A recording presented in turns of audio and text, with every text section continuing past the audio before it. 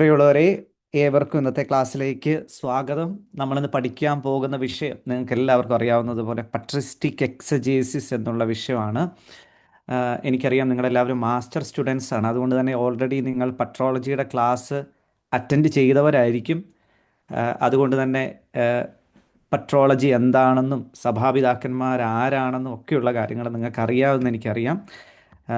അതുകൊണ്ട് തന്നെ നമുക്ക് ഈ പട്രിസ്റ്റിക് എക്സജേസിസ് എന്നുള്ള വിഷയം വളരെ എളുപ്പത്തിൽ പഠിച്ചെടുക്കാൻ സാധിക്കുന്നതേ ഉള്ളൂ. ഈ ടൈറ്റിൽ കേൾക്കുമ്പം എനിക്കറിയാം നിങ്ങൾക്ക് എല്ലാവർക്കും ചെറിയൊരു പേടിയൊക്കെ തോന്നുന്നത്, എന്താണിത് പട്രിസ്റ്റിക് എക്സജേസിസ്? ഈ കടുകട്ടിയായ വാക്കുകളൊക്കെ ഇതിലുപയോഗിക്കുന്നതുകൊണ്ട് ഇത് പെട്ടെന്ന് മനസ്സിലാക്കാൻ പറ്റുമോ? പിന്നെ ഈ പുസ്തകത്തിലൂടെ ഞാൻ കടന്നു പോയിരുന്നു. അതിൻ്റെ ആദ്യ ഭാഗങ്ങളിലൊക്കെ കാണുന്ന ചില വാക്കുകളും ചില പേരുകളും ഒക്കെ കാണുമ്പോൾ നമുക്ക് തന്നെ ഒരു പേടി തോന്നുന്നുണ്ടാവും. ഇതെങ്ങനെ പഠിച്ചെടുക്കും, ഇതെങ്ങനെ മനസ്സിലാക്കും എന്നൊക്കെയുള്ള കാര്യങ്ങൾ. പക്ഷേ നമുക്ക് ഇന്നത്തെ ഈ ക്ലാസ്സിൽ ഞാൻ പ്രത്യേകമായിട്ട് ശ്രദ്ധിക്കുന്നത് ഈ എല്ലാ കാര്യങ്ങളും എങ്ങനെ പറഞ്ഞു തരാം എന്നതിനേക്കാൾ ഉപരി എങ്ങനെ ഈ പുസ്തകം, നമുക്ക് പഠിക്കാനുള്ള പുസ്തകം നിങ്ങൾക്ക് എളുപ്പത്തിൽ മനസ്സിലാക്കാം, അതിനെ സഹായിക്കുന്ന രീതിയിൽ ഒരു മണിക്കൂർ 1.25 മണിക്കൂർ കൊണ്ട് നമുക്ക് ഈ കാര്യങ്ങളെ ഒന്ന് മനസ്സിലാക്കാൻ ശ്രമിക്കാം. അതിനുശേഷം നിങ്ങൾക്ക് എന്തെങ്കിലും സംശയം ഉണ്ടെങ്കിൽ എന്നോട് ചോദിക്കാവുന്നേ ഉള്ളൂ. എനിക്കറിയാവുന്ന കാര്യങ്ങളൊക്കെ ഞാൻ നിങ്ങൾക്ക് പറഞ്ഞു തരുന്നതുമാണ്. ആരാണ് സഭാപിതാക്കന്മാർ എന്നുള്ള കാര്യം, എന്താണ് പട്രോളജി, ആരാണ് സഭാപിതാക്കന്മാർ എന്നുള്ള ഒക്കെ കാര്യങ്ങൾ നമുക്കറിയാവുന്നതാണ്. അപ്പസ്തോലന്മാർക്ക് ശേഷം, അതായത് 1-ാം നൂറ്റാണ്ട് മുതൽ ഏതാണ്ട് 8-ാം നൂറ്റാണ്ട് വരെയുള്ള കാലഘട്ടത്തിൽ ക്രിസ്തു മതത്തിലെ പ്രധാനപ്പെട്ട ടീച്ചേഴ്സ് ആയിട്ടിരുന്നവർ, അല്ലെങ്കിൽ പ്രധാനപ്പെട്ട പുസ്തകങ്ങളൊക്കെ രചിച്ചവർ, അല്ലെങ്കിൽ ഇത്രയും കൂടി ഒരു സിമ്പിളായിട്ട് പറയുകയാണെങ്കിൽ ആദ്യത്തെ 8 നൂറ്റാണ്ടുകളിലെ ക്രൈസ്തവ ടീച്ചേഴ്സിനെയാണ് നമ്മൾ സഭാപിതാക്കന്മാരെന്ന് പറയുന്നത്. ആ സഭാപിതാക്കന്മാർ ഓരോ പൗരസ്ത്യ സഭാപിതാക്കന്മാരുണ്ട്, പാശ്ചാത്യ സഭാപിതാക്കന്മാരുണ്ട്, അതുപോലെ തന്നെ ഭാഷയുടെ അടിസ്ഥാനത്തിൽ ഗ്രീക്ക് സഭാപിതാക്കന്മാരുണ്ട്, ലാറ്റിൻ സഭാപിതാക്കന്മാരുണ്ട്, സിറിയക് സഭാപിതാക്കന്മാരുണ്ട്. ഇങ്ങനെ എല്ലാവരും ഒന്ന് മ്യൂട്ട് ചെയ്ത് വെക്കുകയാണെങ്കിൽ എളുപ്പമായിരിക്കും. അങ്ങനത്തെ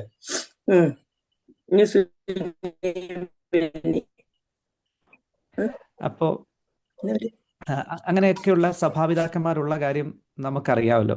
അപ്പം ഇവരെങ്ങനെയാണ് വിശുദ്ധ ഗ്രന്ഥത്തെ ഇവരെങ്ങനെ വ്യാഖ്യാനിച്ചു എന്നാണ് നമ്മൾ ഈ പട്രിസ്റ്റിക് എക്സജേസിസ് എന്നതിലൂടെ പ്രത്യേകമായിട്ട് പഠിക്കാൻ വേണ്ടി ശ്രമിക്കുന്നത്. അപ്പോൾ നമ്മൾ ആദ്യം മനസ്സിലേക്ക് കൊണ്ടുവരേണ്ടത് സഭാപിതാക്കന്മാർ ആരായിരുന്നു, അവർ താമസിച്ചിരുന്ന കാലഘട്ടം, അത് നമ്മുടെ മനസ്സിലുണ്ടല്ലോ. 1 തൊട്ട് 8 വരെയുള്ള നൂറ്റാണ്ട്. ഇനി അവർ ചെയ്ത വിശുദ്ധ ഗ്രന്ഥ വ്യാഖ്യാനങ്ങൾ എന്തായിരുന്നു? അപ്പോൾ നമ്മൾ ചിന്തിക്കേണ്ടത്, നമ്മൾ ഈ നൂറ്റാണ്ടിൽ നിന്ന് ചിന്തിക്കുമ്പോൾ നമുക്ക് പെട്ടെന്ന് മനസ്സിലാക്കാൻ പറ്റില്ല. നമ്മൾ 1-ാം നൂറ്റാണ്ടിലേക്ക്, അല്ലെ ആദ്യത്തെ ഒരു കുറച്ച് നൂറ്റാണ്ടുകളിലേക്ക് കടന്നു എന്ന് ചിന്തിക്കുമ്പോഴാണ് നമുക്ക് പ്രത്യേകമായിട്ട് വളരെ എളുപ്പത്തിൽ ഇവരെങ്ങനെയാണ് വിശുദ്ധ ഗ്രന്ഥം വ്യാഖ്യാനിച്ചത് എന്ന് മനസ്സിലാക്കാൻ സാധിക്കുന്നത്.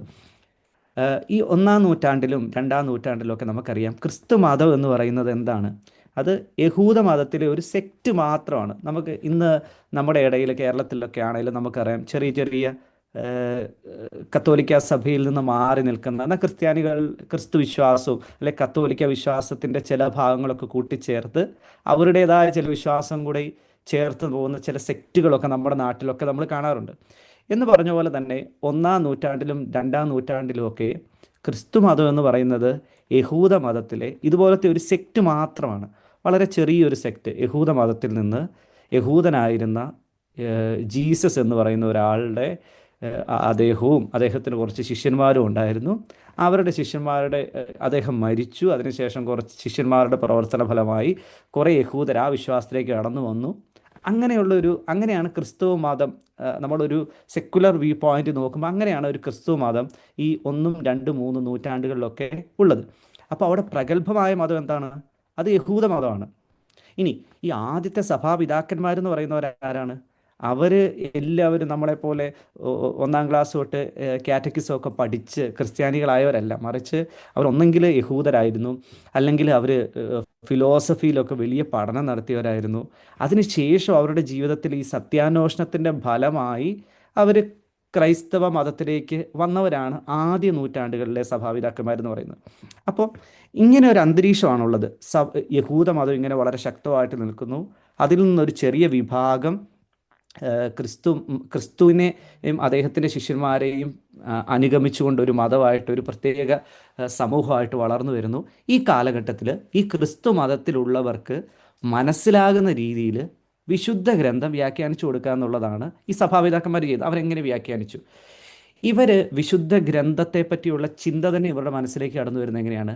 ഗ്രീക്ക് യഹൂദ പാരമ്പര്യത്തിൽ നിന്നാണ്. നമുക്ക് ആദ്യമേ തന്നെ ഈ വിശുദ്ധ ഗ്രന്ഥ വ്യാഖ്യാനം എന്ന് പറയുന്നതിന് കൊടുക്കുന്ന ഒരു വാക്ക് എന്ന് പറയുന്നത് ഹെർമന്യു ഐൻ എന്ന് പറയുന്ന ഒരു എന്താണ്, ഗ്രീക്ക് വാക്കാണ്. ഈ ഗ്രീക്ക് വാക്കിൽ നിന്നാണ് ഹെർമന്യൂട്ടിക്സ് എന്ന് പറയുന്ന ഒരു പദം വരുന്നത്. ബിബ്ലിക്കൽ ഹെർമന്യൂട്ടിക്സ് എന്ന് പറയുന്ന അതൊക്കെ നിങ്ങൾ ബൈബിൾ ക്ലാസ്സുകളിൽ പലപ്പോഴും കേട്ടിട്ടുണ്ടാവും ഓൾറെഡി. അപ്പം ഈ വിശദീകരിക്കുക, വ്യാഖ്യാനിക്കുക, ഇത് തന്നെ ഈ സഭാപിതാക്കന്മാർ എങ്ങനെ ചെയ്തു? വിശുദ്ധ ഗ്രന്ഥത്തെ യഥാർത്ഥത്തിൽ മനസ്സിലാക്കാൻ അവർ എന്തൊക്കെ തത്വങ്ങളാണ് ഉപയോഗിച്ചിരുന്നത്, എന്തൊക്കെ ടെക്നിക്സാണ് ഉപയോഗിച്ചിരുന്നത്, എന്തൊക്കെ നിയമങ്ങളാണ് അവർ വ്യാഖ്യാന ശൈലിക്ക് വേണ്ടി ഉപയോഗിച്ചിരുന്നത്, ഇങ്ങനെയൊക്കെയുള്ള കാര്യങ്ങൾ ഉൾക്കൊള്ളുന്നതാണ് ഈ പറയുന്ന പട്രിസ്റ്റിക് എക്സജേസിസ് എന്ന് പറയുന്നത്. അപ്പോൾ ഞാൻ നേരത്തെ പറഞ്ഞു, ഇത് യഹൂദ മതത്തിൻ്റെ ഒരു ബാക്ക്ഗ്രൗണ്ടിലാണ് ഇവർ ഈ വിശുദ്ധ ഗ്രന്ഥ വ്യാഖ്യാനം ആരംഭിക്കുന്നത്. നമുക്കറിയാം, വിശുദ്ധ ഗ്രന്ഥം ആദ്യം വ്യാഖ്യാനിച്ചു കൊടുക്കുന്നത് തന്നെ ഈ സഭാപിതാക്കന്മാരാണ്. അപ്പം ഇവർ പല കാര്യങ്ങളുണ്ട്. ഒന്നാമത്തെ പ്രശ്നം, ഈ പുതിയ നിയമത്തിലേക്ക് കടന്നു വരുമ്പം ഈ പുതിയ നിയമത്തിലെ വിശുദ്ധ ഗ്രന്ഥത്തിൽ ഉൾപ്പെടുത്തേണ്ട പുസ്തകങ്ങൾ എന്തൊക്കെയാണ്? ഈ ചിന്ത ഇവർക്ക് കിട്ടുന്നത് യഹൂദ കാനനിൽ നിന്നാണ്. കാനൻ എന്നുള്ള വാക്കിൻ്റെ അർത്ഥവും അതെന്താണെന്നൊക്കെയുള്ള കാര്യങ്ങൾ നിങ്ങൾ ഇതിനോടകം പഠിച്ചിട്ടുണ്ടാവും. അതായത് വിശുദ്ധ ഗ്രന്ഥത്തിലെ അംഗീകരിക്കപ്പെട്ടിരിക്കുന്ന പുസ്തകങ്ങൾ. അപ്പം ഇവരാദ്യമായിട്ട് നോക്കുന്നത് ഈ യഹൂദ കാനനാണ്. സഭാപിതാക്കന്മാരെ സംബന്ധിച്ച് അവർ വളരെ സുപരിചിതമാണ് യഹൂദ കാനൻ, അതായത് യഹൂദ മതം, അതായത് പഴയ നിയമത്തിലെ പുസ്തകങ്ങൾ ഏതൊക്കെയാണ്. അപ്പോൾ പഴയ നിയമത്തിൽ ഒരുപാട് പുസ്തകങ്ങളുണ്ട്. അപ്പം അതിനകത്ത് പലതരത്തിലുള്ള കാനനുണ്ട്. ഈ സദൂക്കായർ അംഗീകരിക്കുന്ന പുസ്തകങ്ങളുണ്ട്, അല്ലെങ്കിൽ ഫരിസേയർ അംഗീകരിക്കുന്ന പുസ്തകങ്ങളുണ്ട്, കുമ്രാൻ സമൂഹം അംഗീകരിക്കുന്ന പുസ്തകങ്ങളുണ്ട്. ഇങ്ങനെ കുറേ പഴയ നിയമ ഗ്രന്ഥങ്ങളുണ്ടായിരുന്നു. അതിനകത്ത് ഈ നമുക്കിടയിൽ ഇപ്പം കാത്തലിക്സും പ്രൊട്ടസ്റ്റൻസും ഒക്കെ ഉള്ളതുപോലെ തന്നെയാണ് യഹൂദ മതത്തിലെ സദൂക്കായരും ഫരിസേയരും അങ്ങനെ പല വിഭാഗങ്ങളുള്ളവർ. അവർ എല്ലാവരും എല്ലാ പുസ്തകങ്ങളും അംഗീകരിച്ചിരുന്നില്ല. അങ്ങനെ സദൂക്കായരെ സംബന്ധിച്ചിടത്തോളം അവർ അംഗീകരിച്ചിരുന്നത് തോറ മാത്രമാണ്, അതായത് നിയമഗ്രന്ഥങ്ങൾ മാത്രമാണ് അവർ അംഗീകരിച്ചിരുന്നത്. അതേസമയത്ത് ഈ കുമ്രാൻ സമൂഹമാണെങ്കിൽ കൂടുതൽ പ്രാധാന്യം കൊടുത്തിരുന്നത് നെബീമിനാണ്. നെബി എന്ന് പറഞ്ഞാൽ പ്രവാചക പുസ്തകങ്ങൾക്കാണ്. അതുപോലെ തന്നെ ഫരിസേയർ ഇത് രണ്ടിനെയും അംഗീകരിച്ച് മുന്നോട്ട് പോകും. അങ്ങനെ ഒരുപാട് പുസ്തകങ്ങളുണ്ട്. അപ്പം ഇവരെ സംബന്ധിച്ചിടത്തോളം ഈ പുസ്തകങ്ങൾ ഇവരുടെ കയ്യിൽ ഇവർക്ക് അതിനകത്ത് പഴയ നിയമത്തിൻ്റെ ഗ്രന്ഥങ്ങൾ ഈ സഭാപിതാക്കന്മാർക്ക് അറിയാമായിരുന്നു, അവരുടെ കയ്യിലുണ്ടായിരുന്നു. ഇനി പിന്നീട് വരുന്ന ഒരു കാര്യം എന്ന് പറഞ്ഞാൽ, ഇവരെങ്ങനെ വ്യാഖ്യാനിച്ചു, ഇവരെങ്ങനെയാണ് ഈ യഹൂദരെങ്ങനെയാണ് വിശുദ്ധ ഗ്രന്ഥം വ്യാഖ്യാനിക്കുന്നത്? അത് ഈ സഭാപിതാക്കന്മാർ വളരെയേറെ സ്വാധീനിച്ച ഒന്നാണ്. നമുക്കറിയാം, നമ്മൾ വിശുദ്ധ ഗ്രന്ഥത്തിൽ വായിക്കുന്നുണ്ട് ഈശോ സിനഗോഗിൽ പോകുന്നതും സിനഗോഗിൽ വിശുദ്ധ ഗ്രന്ഥം വായിക്കുന്നതും ഒക്കെ. അപ്പം ഈ യഹൂദരുടെ ഒരു രീതി അനുസരിച്ച് അവരുടെ സിനഗോഗിലെ കൂട്ടായ്മകളിൽ പഴയ നിയമത്തിൽ നിന്ന് വായിക്കുകയും റബ്ബിമാർ അത് വ്യാഖ്യാനിച്ചു കൊടുക്കുകയും ചെയ്യുന്ന ഒരു ശൈലി ഉണ്ടായിരുന്നു. അപ്പോൾ ആ ഒരു ശൈലി, ഗ്രന്ഥം വായിക്കുന്നു, അതിനകത്തത്തെ അർത്ഥതലങ്ങൾ, നിയമങ്ങൾ, അതെങ്ങനെ പാലിക്കണം എന്നുള്ള കാര്യങ്ങളൊക്കെ ജനങ്ങൾക്ക് വിശദീകരിച്ചു കൊടുക്കുന്ന ഒരു ശൈലി യഹൂദർക്കിടയിലുണ്ടായിരുന്നു.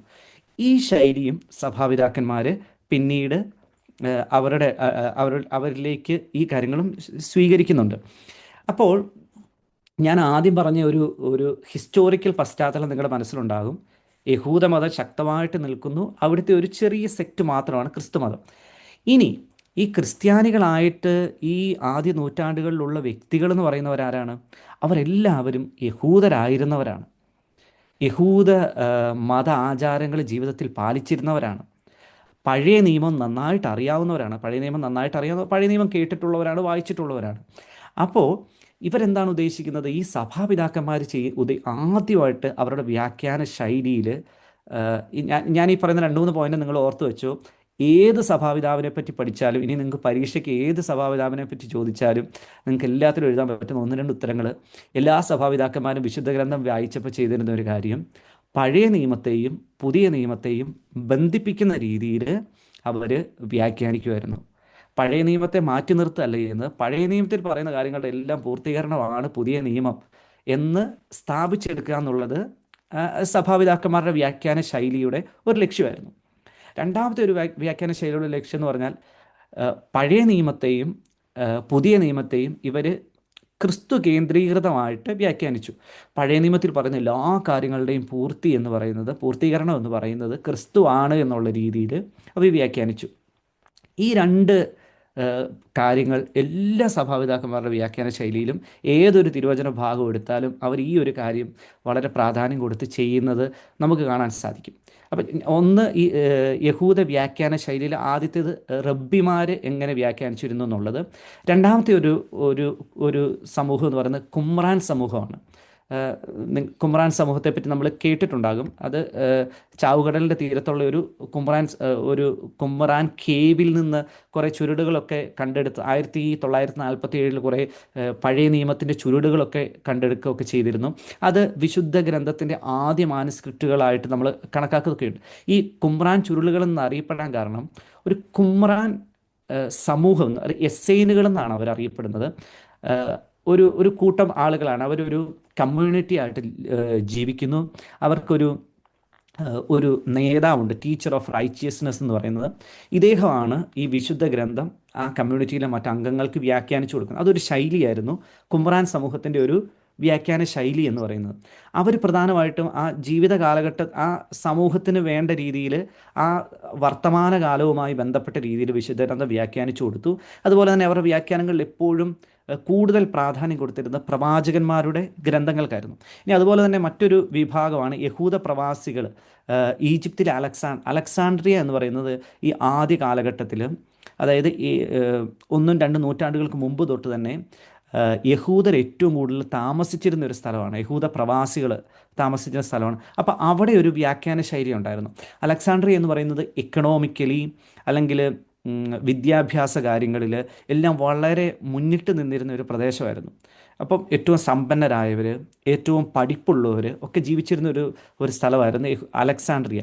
അതുകൊണ്ട് തന്നെ അവിടുത്തെ വ്യാഖ്യാന ശൈലി എന്ന് പറയുന്ന ഒരു മൂന്നാമത്തെ വ്യാഖ്യാന ശൈലി എന്ന് പറയുന്ന ഒരു ആത്മീയമായൊരു തലം, അത് അതിൻ്റെ ആന്തരാർത്ഥങ്ങൾ അല്പം കൂടെ ഫിലോസഫിക്കലായിട്ടൊക്കെ ആളുകൾക്ക് വ്യാഖ്യാനിച്ചു കൊടുക്കുന്ന ഒരു ശൈലിയാണ് ആ കാലഘട്ടത്തിൽ അലക്സാണ്ട്രിയയിൽ ഉണ്ടായിരുന്നത്.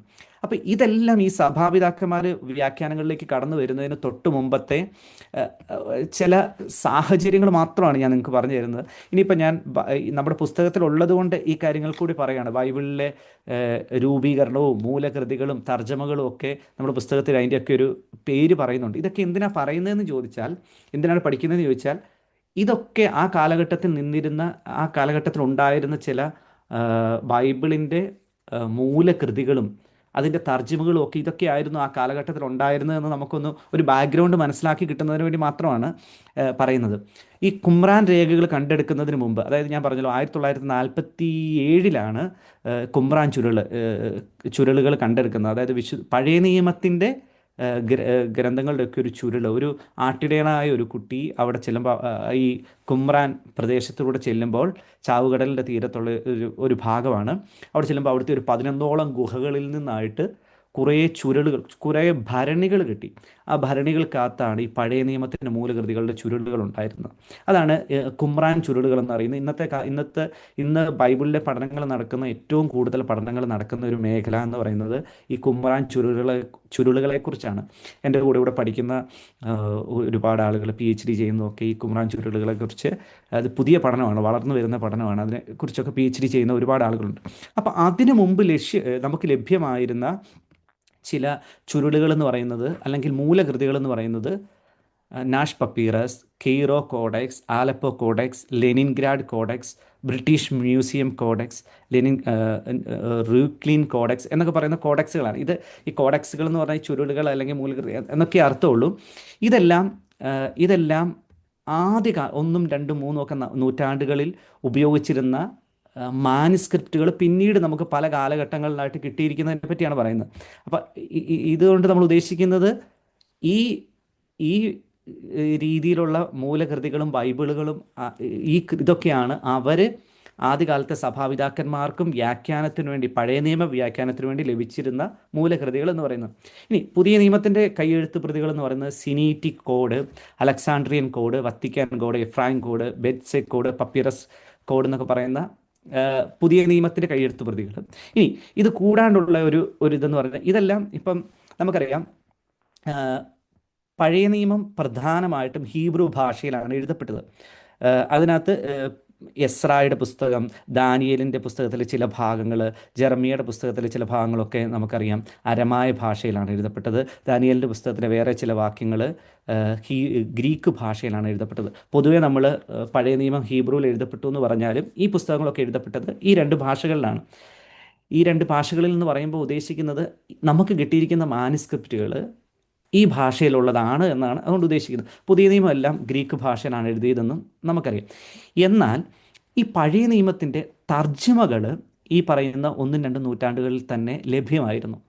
സമരിറ്റൻ പഞ്ചഗ്രന്ഥി, അരമായിക് തർഗും, ഗ്രീക്ക് സപ്തതി, അക്വില, തേഡോഷ്യൻ, സിമാക്കൂസ്, ഹെക്സപ്ല എന്നൊക്കെ പറയുന്ന പഴയ നിയമത്തിൻ്റെ തർജ്ജിമകളുണ്ട്. തർജ്ജിമ എന്ന് ഉദ്ദേശിക്കുന്നത് അത് ഹീബ്രു ബൈബിളിനെ, ഇപ്പോൾ സമരിറ്റൻ പഞ്ചഗ്രന്ഥി എന്ന് പറഞ്ഞാൽ അത് സമരിറ്റൻ ഭാഷയിലേക്ക് ട്രാൻസ്ലേറ്റ് ചെയ്തതല്ല, അതൊരു ട്രാൻസ്ലേഷൻ അല്ല, തർജ്ജമയല്ല, മറിച്ച് സമരിറ്റൻ ലിപി കൊണ്ട് ഹീബ്രു ബൈബിൾ എഴുതിയതിനെയാണ് സമരിറ്റൻ പഞ്ചഗ്രന്ഥി എന്ന് പറയുന്നത്. പിന്നെ അരമായിക് ഭാഷയിലേക്ക് ട്രാൻസ്ലേറ്റ് ചെയ്ത നിയമങ്ങളുടെ പുസ്തകങ്ങൾ, പിന്നെ ഗ്രീക്ക് സപ്തതി, ഗ്രീക്ക് ഭാഷയിലേക്ക് ട്രാൻസ്ലേറ്റ് ചെയ്ത ഹീബ്രു ബൈബിൾ എന്ന് വെച്ചാൽ ഇത് എന്തുകൊണ്ടാണ് ഇത് വരുന്നതെന്ന് ചോദിച്ചാൽ, ഈ ബൈബിൾ രചിക്കപ്പെട്ടത് പഴയ നിയമ ഹീബ്രു ഭാഷയിലാണെങ്കിലും പിന്നീടുള്ള പ്രവാസ കാലഘട്ടത്തിൽ, ഇപ്പോൾ ബാബിലോൺ പ്രവാസത്തിലൊക്കെ പോയി 10, 200, 250 വർഷങ്ങൾക്ക് ശേഷം പ്രവാസം കഴിഞ്ഞ് തിരിച്ചു വരുമ്പോഴേക്കും ആളുകളുടെ ഭാഷ മാറുകയാണ്. ഏത് രാജ്യത്തിൻ്റെ അടിമകളായിട്ടാണ് അവർ പോയത്, അവർ ആ ഭാഷയിലേക്ക് പിൻതലമുറയ്ക്ക് അറിയാവുന്ന ഭാഷ അതായി തീരുകയാണ്. അങ്ങനെ വരുമ്പോഴത്തേക്ക് ഈ പഴയ ഈ പുസ്തകത്തെ ഈ പുതുതലമുറയ്ക്ക് മനസ്സിലാകുന്ന രീതിയിൽ ട്രാൻസ്ലേറ്റ് ചെയ്യുകയാണ്. അതുപോലെ തന്നെ ഈ പറയുന്ന അലക്സാണ്ട്രിയയിലേക്കൊക്കെ ഒരുപാട് ആളുകൾ പോയി കഴിഞ്ഞപ്പോഴേക്കും, ഈ യൂതന്മാർ പോയി കഴിഞ്ഞപ്പോഴേക്കും അവർക്ക് മനസ്സിലാകുന്ന രീതിയിൽ ഗ്രീക്ക് ഭാഷയിലേക്ക് പഴയ നിയമത്തെ ട്രാൻസ്ലേറ്റ് ചെയ്തു. അപ്പം ഈ കാലഘട്ടത്തിൽ 1-2 നൂറ്റാണ്ടുകളിലൊക്കെ അപ്പോൾ പഴയ നിയമത്തിൻ്റെ ഈ അരമായിക് ട്രാൻസ്ലേഷനും ഗ്രീക്ക് ട്രാൻസ്ലേഷനും പിന്നെ ഹീബ്രു മൂലകൃതികളും എല്ലാം ലഭ്യമായിരുന്നുവെന്ന് മനസ്സിലാക്കാനാണ് ഈ കാര്യങ്ങളൊക്കെ നമ്മൾ പറയുന്നത്. അതുപോലെ തന്നെ പുതിയ നിയമത്തിൻ്റെ പ്രധാനപ്പെട്ട തർജ്ജമകൾ എന്ന് പറഞ്ഞാൽ ദിയ തെസ്സറോൺ, ക്യുററ്റോറിയൻ സിറിയക്ക്, സിനിയാറ്റിക് സിറിയക്ക്, പിഷീത്ത നമ്മൾ കേട്ടിട്ടുണ്ടാകും, കോപ്റ്റിക് തർജ്ജിമകൾ, അർമേനിയൻ തർജ്ജിമ, ജോർജിയൻ തർജ്ജിമ, എത്യോപ്യൻ തർജ്ജിമ, മറ്റ് പൗരസ്ത്യ ഭാഷകളിൽ അതായത് അറബിക്കിലേക്കൊക്കെ ട്രാൻസ്ലേറ്റ് ചെയ്ത തർജ്ജിമകളുണ്ട്. പിന്നീട് 8, 9, 10 ഒക്കെ നൂറ്റാണ്ടുകളിൽ ഈ ഭാഷകളിലേക്കൊക്കെ തർജ്ജമ ചെയ്ത പുതിയ നിയമത്തിൻ്റെ കൃതികളും ഉണ്ടായിരുന്നു.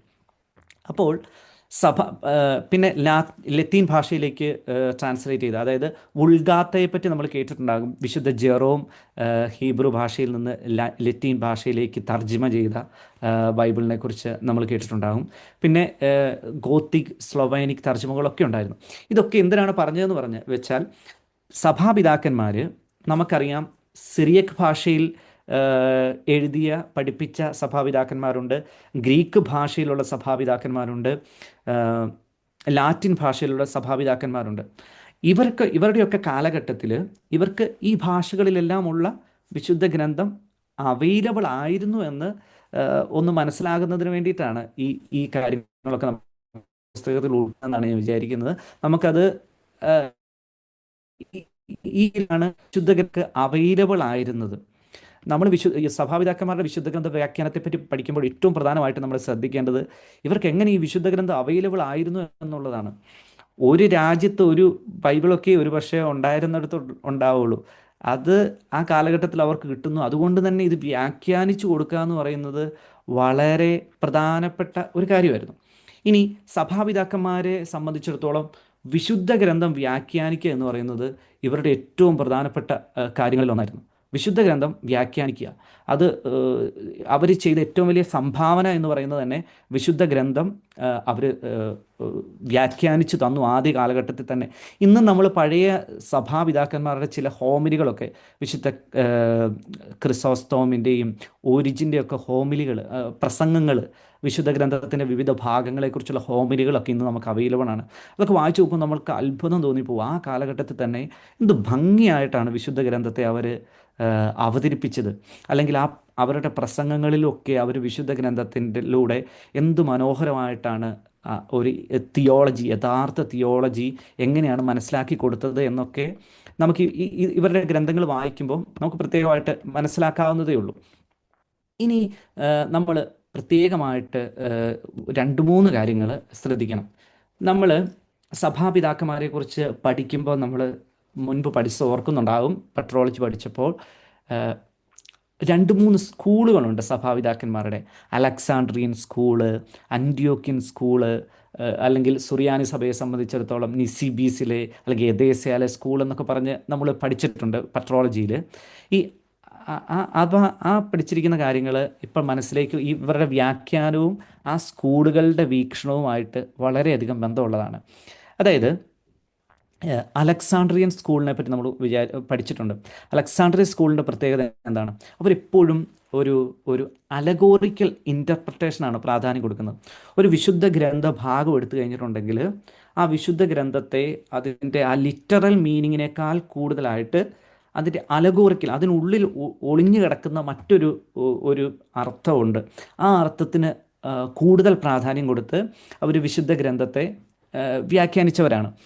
ഒരു കുഞ്ഞു ഉദാഹരണം പറയുകയാണെങ്കിൽ, ഇപ്പോൾ ക്ലെമന്റ് ഓഫ് അലക്സാണ്ട്രിയ എന്ന് പറയുന്ന ഒരു സഭാപിതാവുണ്ട്. അദ്ദേഹം അലക്സാണ്ട്രിയൻ സ്കൂളിൻ്റെ ഹെഡായിരുന്ന വ്യക്തിയാണ്. അദ്ദേഹത്തിൻ്റെ ഒരു ഹോമിലിയുണ്ട്.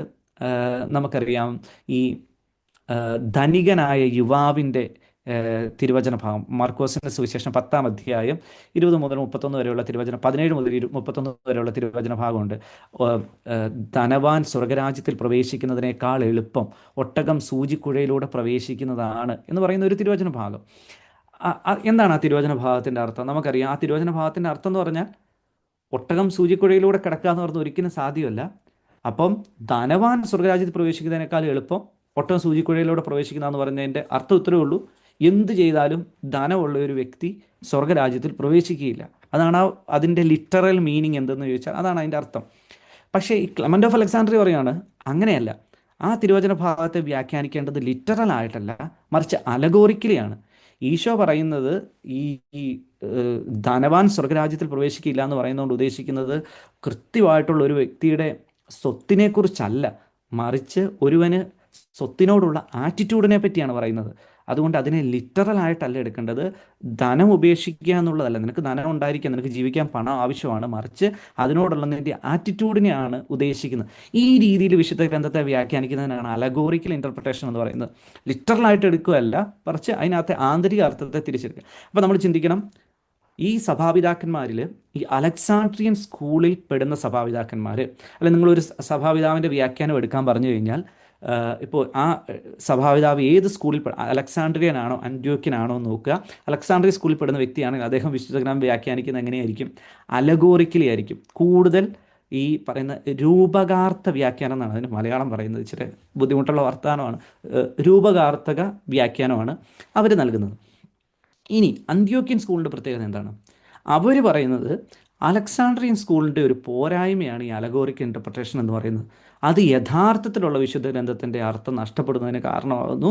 അതുകൊണ്ട് നമുക്ക് ഈ ലിറ്ററൽ ആൻഡ് ഹിസ്റ്റോറിക്കൽ ഇൻ്റർപ്രിട്ടേഷന് കൂടുതൽ പ്രാധാന്യം കൊടുക്കണമെന്ന് വാദിച്ചവരാണ് ഈ അന്ത്യോക്യൻ സ്കൂളിൽ പെടുന്ന ആളുകൾ. പിന്നെ നമ്മുടെ ഈ എദേസ, നിസിബിസു, അവരുടെ കൂടുതലായിട്ടും പ്രാധാന്യം കൊടുത്തിരുന്നത് അതിൻ്റെ അന്തർജ്ഞാന വ്യാഖ്യാനം എന്ന് പറയുന്നത്. എന്താണ് അതിന് എൻ്റെ ഇംഗ്ലീഷ് വാക്ക് എന്താണെന്ന് ചോദിച്ചാൽ എനിക്ക് അന്തർജ്ഞാന വ്യാഖ്യാനം എന്ന് പറയുമ്പോൾ അതിനുള്ളിൽ ഒരു ആത്മീയ അർത്ഥമുണ്ട് എല്ലാ വിശുദ്ധ ഗ്രന്ഥ ഭാഗങ്ങൾക്കും. അതിന് കൂടുതൽ പ്രാധാന്യം കൊടുത്ത് അവർ വ്യാഖ്യാനിച്ചു. ഇനി ഈ സഭാപിതാക്കന്മാരുടെ വിശുദ്ധ ഗ്രന്ഥ വ്യാഖ്യാനങ്ങളുടെ ഏറ്റവും വലിയ പ്രത്യേകതയായിട്ട് പറയുന്ന 2 കാര്യങ്ങളാണ്. ഒന്ന് ജീവിതോന്മുഖ ഭാഷ്യം, മറ്റൊന്ന് വിശ്വാസോന്മുഖ ഭാഷ്യം. ജീവിതോന്മുഖ ഭാഷ്യം എന്ന് പറയുന്നതുകൊണ്ട് ഉദ്ദേശിക്കുന്നത് ഇവർ വിശുദ്ധ ഗ്രന്ഥത്തെ വ്യാഖ്യാനിച്ചത് മനുഷ്യന് അനുദിന ജീവിതത്തിൽ അവരെങ്ങനെ ജീവിക്കണം എന്ന് കാണിച്ചു കൊടുത്തോണ്ട് എങ്ങനെയാണ് ക്രൈസ്തവ ജീവിതം മുന്നോട്ട് നയിക്കേണ്ടത് എന്ന് മനസ്സിലാക്കി കൊടുക്കുന്ന രീതിയിലാണ് വിശുദ്ധ ഗ്രന്ഥം വ്യാഖ്യാനിച്ചത്. രണ്ടാമത്തെ കാര്യം വിശ്വാസോന്മുഖ ഭാഷ്യം. വിശ്വാസത്തിൽ ഓരോ ക്രിസ്ത്യാനിയെയും ആഴപ്പെടുത്തുന്ന രീതിയിലാണ് അവർ വ്യാഖ്യാനിച്ചത്.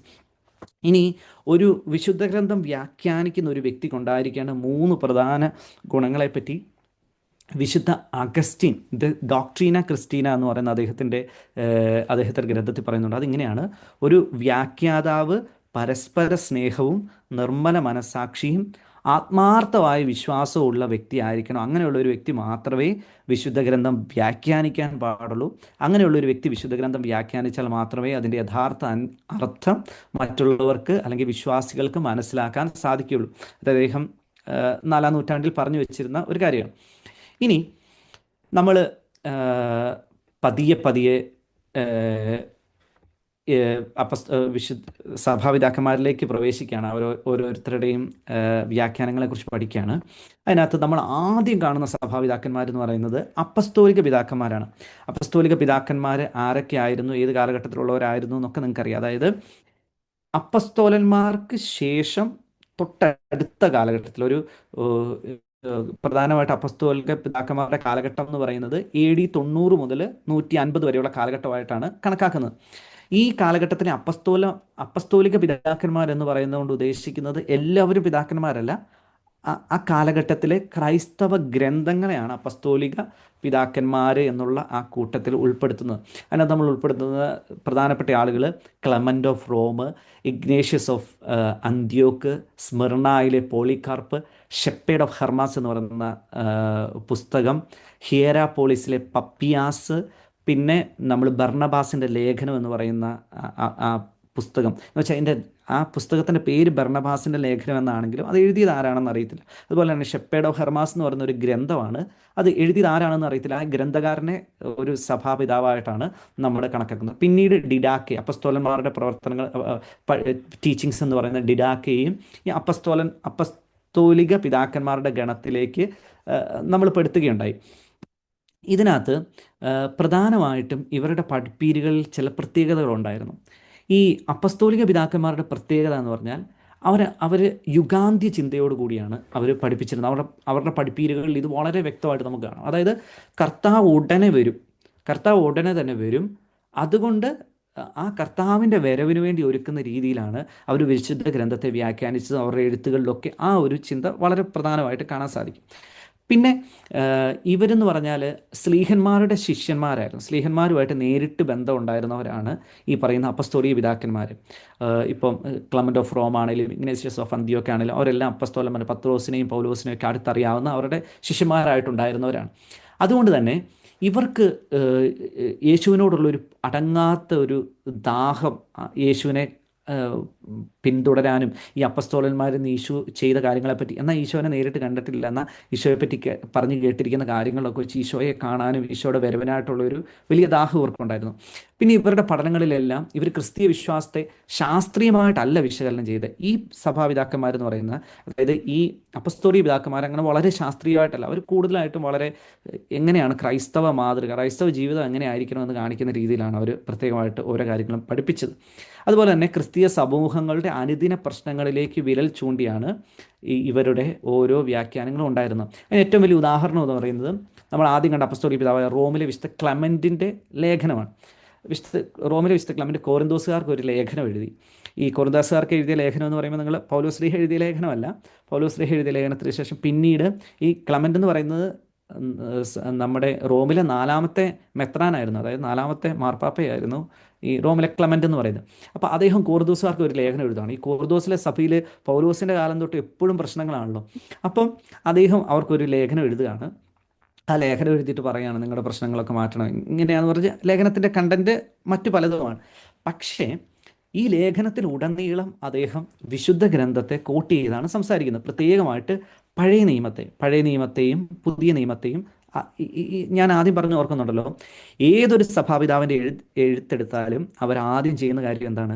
പുതിയ നിയമവും പഴയ നിയമവും തമ്മിൽ ബന്ധമുണ്ടെന്ന് സ്ഥാപിക്കാൻ നോക്കുന്നു. അവർ ആ ബന്ധമാണ് അവർ കാണിച്ചു കൊടുക്കുന്നത്. പ്രിയമുള്ളവരെ, നമ്മൾ പഴയ നിയമത്തിൽ ഇന്ന കാര്യങ്ങളൊക്കെ പഠിച്ചിട്ടില്ലേ? നമ്മൾ ഒരു രക്ഷകൻ വരുന്നതിനെ പറ്റി പഠിച്ചിട്ടില്ലേ? പഴയ നിയമത്തിൽ നമ്മൾ പഠിച്ചിരുന്ന കാര്യങ്ങളൊക്കെ ഓർക്കുന്നില്ലേ? അതെല്ലാമാണ് ഈ പുതിയ നിയമത്തിൽ സംഭവിച്ചിരിക്കുന്നത്. ഈശോയിൽ ഇതെല്ലാമാണ് സംഭവിച്ചിരിക്കുന്നത്. ആ പഴയ നിയമത്തിൽ പറഞ്ഞിരുന്ന മോശയുടെ പിൻഗാമി എന്ന് പറയുന്ന ഈശോയാണ് എന്നൊക്കെ ആ രീതിയിലാണ് ഇവർ ഈ ബന്ധം ഇവർ സ്ഥാപിക്കുകയാണ്. ക്രിസ്തു കേന്ദ്രീകൃതമായിട്ട് അവർ വിശുദ്ധ ഗ്രന്ഥ വ്യാഖ്യാനം, ഇത് പ്രത്യേകിച്ച് ക്ലമൻ്റ് അങ്ങനെയാണ് ചെയ്യുന്നത്. പിന്നെ പ്രതിരൂപാത്മക വ്യാഖ്യാനം, അത് ഞാൻ നേരത്തെ പറയാൻ മറന്നുപോയതാണ്. ഞാൻ നേരത്തെ പറഞ്ഞിരുന്നു അലഗോറിക്കൽ ഇൻ്റർപ്രിട്ടേഷനെ കുറിച്ച് പറഞ്ഞല്ലോ.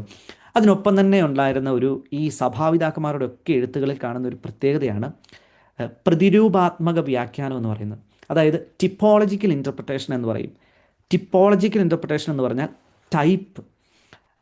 പഴയ നിയമത്തിലെ ഒരു ഒരു ഒരു ഇപ്പോൾ ഉദാഹരണമായിട്ട് പഴയ നിയമത്തിലെ മോശ പുതിയ നിയമത്തിലെ ക്രിസ്തുവിൻ്റെ പ്രതിരൂപമാണ് എന്നാണ്, ആൻറ്റി ടൈപ്പായിട്ടാണ് പറയുന്നത്.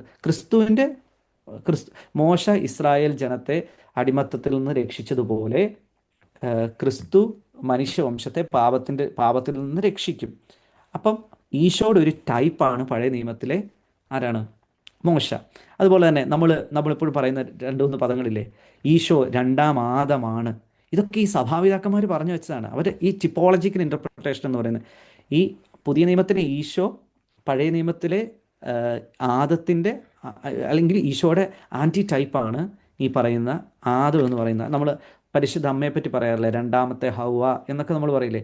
അങ്ങനെ ഈ പഴയ നിയമവും പുതിയ നിയമവും തമ്മിൽ ബന്ധിപ്പിക്കാൻ വേണ്ടിയിട്ട് ഇവർ കണ്ടെത്തിയ ഒരു വ്യാഖ്യാന ശൈലിയാണ് ഈ ടിപ്പോളജിക്കൽ ഇൻ്റർപ്രിട്ടേഷൻ എന്ന് പറയുന്നത്. അതിന് വളരെ മനോഹരമായിട്ടുള്ള ഒരുപാട് ഉദാഹരണങ്ങൾ ഞാൻ എല്ലാം കൃത്യമായിട്ട് ഓർക്കുന്നില്ല, പക്ഷെ നമുക്ക് കാണാൻ സാധിക്കും. ഇപ്പോൾ ഒരു കുഞ്ഞു ഉദാഹരണം നിങ്ങൾക്ക് മനസ്സിലാകാൻ പറയുകയാണെങ്കിൽ, പഴയ നിയമത്തിൽ നമുക്കറിയാം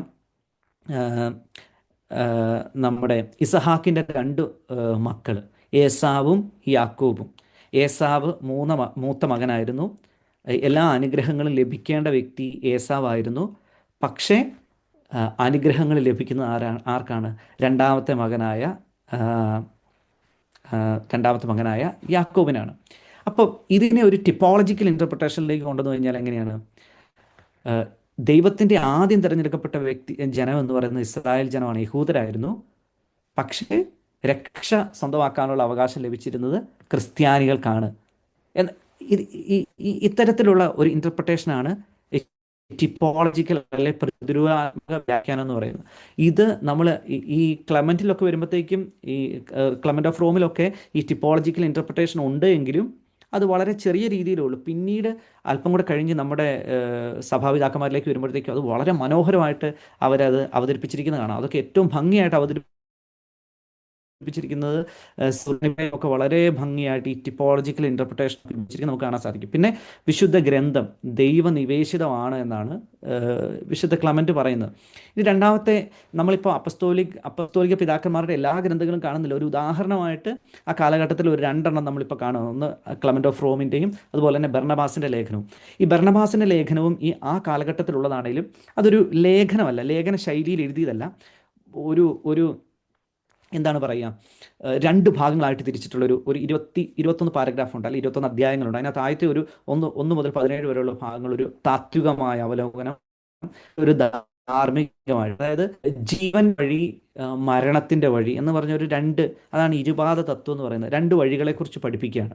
നിങ്ങൾ ഇങ്ങനെയൊക്കെ പോയാൽ ജീവൻ്റെ വഴിയിലായിരിക്കും, ഇങ്ങനെയൊക്കെ പോയാൽ നിങ്ങൾ ക്രിസ്തുവിൻ്റെ അനുഗാമികളായിട്ട് മുന്നോട്ട് പോകും, അല്ലെങ്കിൽ നിങ്ങൾ ഇന്ന കാര്യങ്ങൾ ചെയ്തില്ല, നിങ്ങൾ മരണത്തിൻ്റെ വഴിയിലാണ്, നിങ്ങൾ തിന്മയിൽ ചെന്ന് അവസാനിക്കും. ഇങ്ങനെ പറയുന്ന ഒരു ശൈലി. എന്താണ് യഥാർത്ഥ ജ്ഞാനം എന്ന് വെച്ചാൽ ഇതിൻ്റെയൊക്കെ അടിസ്ഥാനം എന്ന് പറഞ്ഞാൽ ജ്ഞാനം എന്തെന്ന് പറഞ്ഞു കൊടുക്കുക എന്നൊക്കെ പറയുമ്പോൾ, ആ കാലഘട്ടത്തിൽ ഈ ഗ്നോസ്റ്റിസിസം എന്നൊക്കെ പറയുന്ന ഒരു പാഷണ്ഡതയൊക്കെ നിൽക്കുന്ന കാലഘട്ടമാണ്. അപ്പോൾ അതിൻ്റെ ഇൻഫ്ലുവൻസ് ഒക്കെ ഈ ബർണബാസിൻ്റെ ലേഖനത്തിലൊക്കെ നമുക്ക് കാണാൻ സാധിക്കും. ഇനി ഈ ഇനത്തിൽ നമുക്കറിയാം ഈ ലേഖനം എങ്ങനെ ജീവിക്കണമെന്ന് ക്രൈസ്തവർക്ക് മനസ്സിലാക്കി കൊടുക്കുന്ന രീതിയിലുള്ള കാര്യങ്ങളാണ് ഇതിനകത്ത് എഴുതിയിരിക്കുന്നത്. പക്ഷേ ഇതിനകത്ത് എങ്ങനെ വിശുദ്ധ ഗ്രന്ഥം ഉപയോഗിച്ചിരിക്കുന്നു എന്നാണ് നമ്മൾ പഠിക്കുന്നത്. വിശുദ്ധ ഗ്രന്ഥത്തിനകത്ത് ഇവരെന്ത് ചെയ്യുന്നു?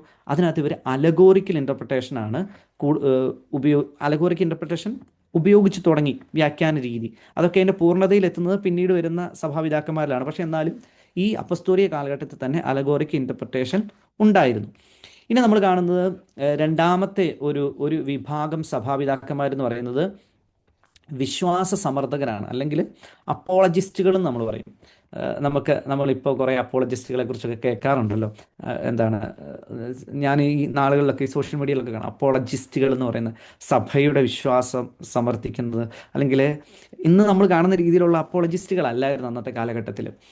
ആ ചരിത്ര പശ്ചാത്തലത്തിൽ നമുക്കറിയാം,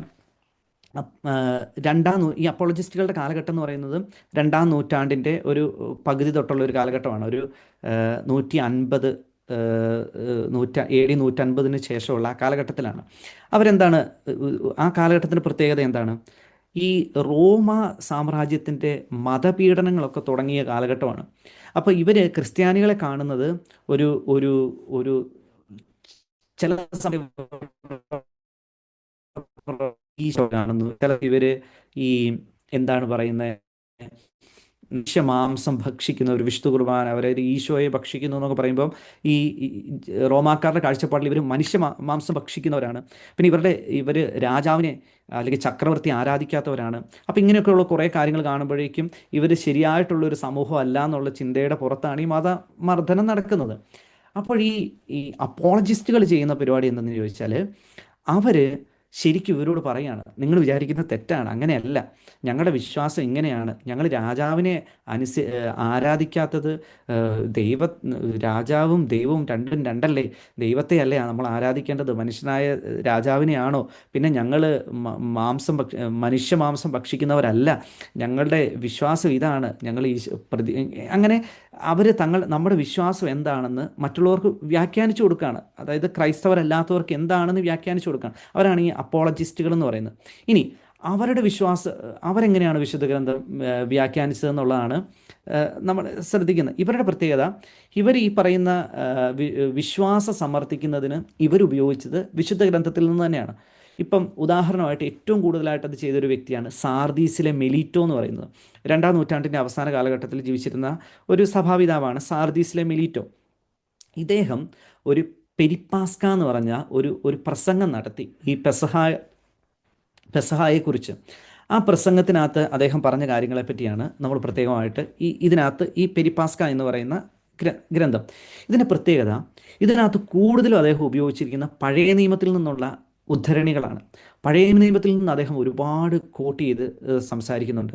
പഴയ നിയമം, പിന്നെ അതേസമയം പുതിയ നിയമത്തിൽ നിന്നുള്ള ഒരുപാട് ഉദ്ധരണികൾ ഇദ്ദേഹത്തിൻ്റെ ഗ്രന്ഥത്തിൽ കാണുന്നില്ല. അപ്പോഴാണ് ഞാൻ ആദ്യം പറഞ്ഞ കാര്യങ്ങൾ നിങ്ങൾ ഓർക്കേണ്ടത്. 2-ാം നൂറ്റാണ്ടൊക്കെ ആയിരുന്ന കാലഘട്ടത്തിൽ പുതിയ നിയമത്തിൻ്റെ കയ്യെഴുത്ത് പ്രതികൾ അല്ലെങ്കിൽ മാനുസ്ക്രിപ്റ്റുകൾ, അതിൻ്റെ തർജ്ജമകളൊക്കെ സർക്കുലേറ്റ് ചെയ്യപ്പെട്ടു വരുന്നതേ ഉള്ളൂ. അതുകൊണ്ടായിരിക്കും അതേ സമയത്ത് ആ കാലഘട്ടത്തിലും പഴയ നിയമത്തിൻ്റെ എന്താണ് മാനുസ്ക്രിപ്റ്റുകളും കാര്യങ്ങളും എല്ലാം അവരുടെ കയ്യിലുണ്ട്. ഈ പറയുന്ന സാർദീസിലെ മെലീറ്റോ എന്നൊക്കെ പറയുന്നത് യഹൂദ മതത്തിൽ നല്ല രീതിയിൽ പഠനം നടത്തി പിന്നീട് ക്രൈസ്തവ മതത്തിലേക്ക് വരുന്നൊരു വ്യക്തിയാണ്. അപ്പോൾ അദ്ദേഹത്തിൻ്റെ എഴുത്തുകളിൽ എന്താണ്, അദ്ദേഹം പഴയ നിയമത്തിൽ നിന്ന് ഒരുപാട് ഉദ്ധരണികൾ ഇതിനകത്ത് ഉൾപ്പെടുത്തിയിട്ടുണ്ട്. എന്നിട്ട് പറയാണ്, ഈ പറയുന്ന പഴയ നിയമ വിവരണങ്ങളെല്ലാം അദ്ദേഹത്തിൻ്റെ ലക്ഷ്യം ഇതാണ്, ചരിത്രപരമായിട്ടാണ് വിശുദ്ധ ഗ്രന്ഥത്തെ അദ്ദേഹം വ്യാഖ്യാനിക്കുന്നത്. അദ്ദേഹം പറയാണ്, ഈ പഴയ നിയമത്തിൽ പറഞ്ഞിരിക്കുന്ന കാര്യങ്ങളൊക്കെ ചരിത്രപരമായിട്ട്, വിവരണങ്ങളെല്ലാം ചരിത്രപരമായി കൃത്യതയുള്ളതാണ്, അതെല്ലാം സത്യമാണ് എന്ന് അദ്ദേഹത്തിൻ്റെ വ്യാഖ്യാനങ്ങളിൽ അദ്ദേഹം പറഞ്ഞ് സ്ഥാപിക്കുകയാണ്. ഇനി അദ്ദേഹം പറയുന്ന ചില ആശയങ്ങളാണ് പറയുന്നത്. അദ്ദേഹം ദൈവം ഇസ്രായേലിനോട് എപ്രകാരം വർദ്ധിച്ചു എന്നതിനുള്ള ചരിത്ര രേഖയാണ് പഴയ നിയമം. ക്രിസ്തുവിൻ്റെ വരവിനെയും ജീവിതത്തെയും പ്രവർത്തനത്തെയും രക്ഷാകര മരണത്തെയും കുറിച്ച് വളരെ വ്യക്തമായിട്ട് പഴയ നിയമം പറയുന്നുണ്ട്. പരസ്പരബന്ധിതമായ രക്ഷാകര പദ്ധതിയായി മുൻകൂട്ടി സൂചിപ്പിക്കപ്പെട്ട ഭൂതകാലവും അവയുടെ ക്രിസ്തുവിലുള്ള പൂർത്തീകരണവുമാണ് നമുക്ക് കാണാൻ സാധിക്കുന്നത്, ഈശോയിൽ കാണാൻ സാധിക്കുന്നത്. അതായത് ഞാൻ ആദ്യം പറഞ്ഞതുപോലെ പഴയ നിയമത്തെ ക്രിസ്തുവിനെക്കുറിച്ച് ഉള്ള പ്രവചനങ്ങളുടെ ഒരു ഗ്രന്ഥമായിട്ടാണ് ഈ സാർദീസിലെ മെലീറ്റോ അവതരിപ്പിക്കുന്നത്. ഇനി ഇതിനകത്ത് അദ്ദേഹം ഉപയോഗിച്ചിരിക്കുന്ന വ്യാഖ്യാന ശൈലികൾ എന്തൊക്കെയാണ്? ചരിത്രപരം, അതായത് പഴയ നിയമം ചരിത്രപരമായി വളരെ കൃത്യമാണ്, അതിനകത്ത് പറഞ്ഞിരിക്കുന്ന കാര്യങ്ങളൊക്കെ കറക്റ്റാണ്. കൂടുതലായിട്ടും വാചികമായ ലിറ്ററൽ ഇൻ്റർപ്രിട്ടേഷനാണ് അദ്ദേഹം പ്രാധാന്യം കൊടുത്തത്. പിന്നെ ആലങ്കാരിക പ്രയോഗങ്ങൾ, രൂപകാത്മക വ്യാഖ്യാന ശൈലി, ഇതെല്ലാം അദ്ദേഹത്തിൻ്റെ ആ കൃതിയിൽ നമുക്ക് കാണാൻ സാധിക്കും. ഇനി നമ്മൾ കാണുന്ന രണ്ടാമത്തെ അപ്പോളജിസ്റ്റ് എന്ന് പറയുന്നത് ജസ്റ്റിനാണ്. ജസ്റ്റിൻ ദ മാർട്ടയർ എന്ന് പറയുന്നത്, രക്തസാക്ഷിയായ ജസ്റ്റിൻ. അദ്ദേഹം വളരെ വലിയ രീതിയിൽ സംഭാവനകൾ നമ്മുടെ തിയോളജിയിൽ, പട്രോളജിയിൽ നൽകിയ ഒരു വ്യക്തിയാണ് വിശുദ്ധ ജസ്റ്റിൻ. അദ്ദേഹത്തിൻ്റെ ഏറ്റവും വലിയ സംഭാവന എന്ന് പറയുന്നത് പഴയ നിയമ ഏറ്റവും വലിയ പഴയ നിയമ ദൈവശിഷ്കാരങ്ങളെല്ലാം ക്രിസ്തോന്മുഖമായി വ്യാഖ്യാനിച്ചു. അദ്ദേഹം പഴയ നിയമത്തെ പഴയ നിയമത്തിൽ എല്ലാ കാര്യങ്ങളെയും ക്രിസ്തുവിനെ കേന്ദ്രീകരിച്ചുകൊണ്ട് വ്യാഖ്യാനിക്കുകയാണ്. അദ്ദേഹം പറയുന്നത് എല്ലാ പഴയ നിയമ ഗ്രന്ഥങ്ങളും ദൈവനിവേശിതമാണ്. അതുകൊണ്ട് തന്നെ പഴയ നിയമ ഗ്രന്ഥങ്ങളിൽ പഴയ നിയമ ഗ്രന്ഥങ്ങൾ എന്നല്ല, വിശുദ്ധ ഗ്രന്ഥത്തിൽ തെറ്റ് ഉണ്ടാവില്ല. ഇനി വെളിപാട് പുസ്തകത്തെ പറ്റി ആ കാലഘട്ടത്തിൽ ഒരു സംശയം ഉണ്ടായിരുന്നു. വെളിപാട് പുസ്തകം അതായത് നമുക്കറിയാം ഈ യുഗാന്ത്യത്തെക്കുറിച്ച് അപ്പോക്കലിപ്റ്റിക് ആയിട്ടുള്ള ഒരു ലാംഗ്വേജിൽ എഴുതപ്പെട്ടിരിക്കുന്ന ഒരു ഗ്രന്ഥമാണ് വെളിപാട് പുസ്തകം എന്ന് നമുക്കറിയാലോ. അതുകൊണ്ട് പക്ഷേ അദ്ദേഹം പറയുകയാണ് അതും ദൈവനിവേശിതമാണ്. അദ്ദേഹം അതിനെപ്പറ്റി വളരെ കൃത്യമായിട്ട് പറഞ്ഞിട്ടുണ്ട്. അത് വിശുദ്ധ അപ്പസ്തോലനായ ജോണിന് കിട്ടുന്ന സന്ദേശമാണ്, അത് ദൈവനിവേശിതം തന്നെയാണെന്നൊക്കെ പറഞ്ഞ് അദ്ദേഹം വ്യാഖ്യാനിക്കുന്നുണ്ട്. പിന്നെ അദ്ദേഹം പറയുന്ന ഒരു പ്രധാനപ്പെട്ട കാര്യമാണ്, പഴയ നിയമം എന്ന് പറയുന്നത് യഹൂദരുടെ പുസ്തകമല്ല, മറിച്ച് അത് ക്രൈസ്തവരുടെ ഗ്രന്ഥമാണ് പഴയ നിയമം എന്ന് പറയുന്നത്. കാരണം എന്താണ്? പഴയ നിയമത്തിൽ പറഞ്ഞിരിക്കുന്നത് മുഴുവൻ ക്രിസ്തുവിനെക്കുറിച്ചാണ്. ക്രിസ്തുവിനെക്കുറിച്ച് പറഞ്ഞിരിക്കുന്ന ഗ്രന്ഥമാണ് പഴയ നിയമം. അതുകൊണ്ട് അത് ആരുടെയാണ്? യഹൂദരുടെ അല്ല. കാരണം യഹൂദർ ക്രിസ്തുവിനെ അംഗീകരിക്കുന്നില്ലല്ലോ. അപ്പോൾ അത് ക്രിസ്ത്യാനികളുടെ ഗ്രന്ഥമാണ് ശരിക്കും പഴയ നിയമം എന്ന് അങ്ങനെയാണ് അദ്ദേഹം അത് വ്യാഖ്യാനിക്കുന്നത്. പിന്നെ അദ്ദേഹം വിശുദ്ധ ഗ്രന്ഥ വ്യാഖ്യാനത്തെപ്പറ്റി പറയുന്നത്, വിശുദ്ധ ഗ്രന്ഥം വ്യാഖ്യാനിക്കണമെങ്കിൽ പരിശുദ്ധാത്മാവിൻ്റെ ജ്ഞാനം ഒരു വ്യക്തിക്ക് ആവശ്യമാണ്. എങ്കിൽ മാത്രമേ വിശുദ്ധ ഗ്രന്ഥം വ്യാഖ്യാനിക്കാൻ പറ്റൂ. ഇനി വിശുദ്ധ ഗ്രന്ഥത്തിൽ എഴുതിയിരിക്കുന്ന കാര്യങ്ങളൊക്കെ സത്യമാണെന്നുള്ളതിന് എന്താണ് തെളിവ്? വിശുദ്ധ ഗ്രന്ഥത്തിൽ പറഞ്ഞിരിക്കുന്ന കാര്യങ്ങളെല്ലാം നിറവേറി.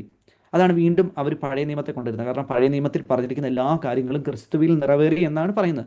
പിന്നെ വാചികമായ വ്യാഖ്യാനം, ലിറ്ററൽ ആൻഡ് ഫിഗറേറ്റീവ് ഇൻ്റർപ്രിട്ടേഷൻ.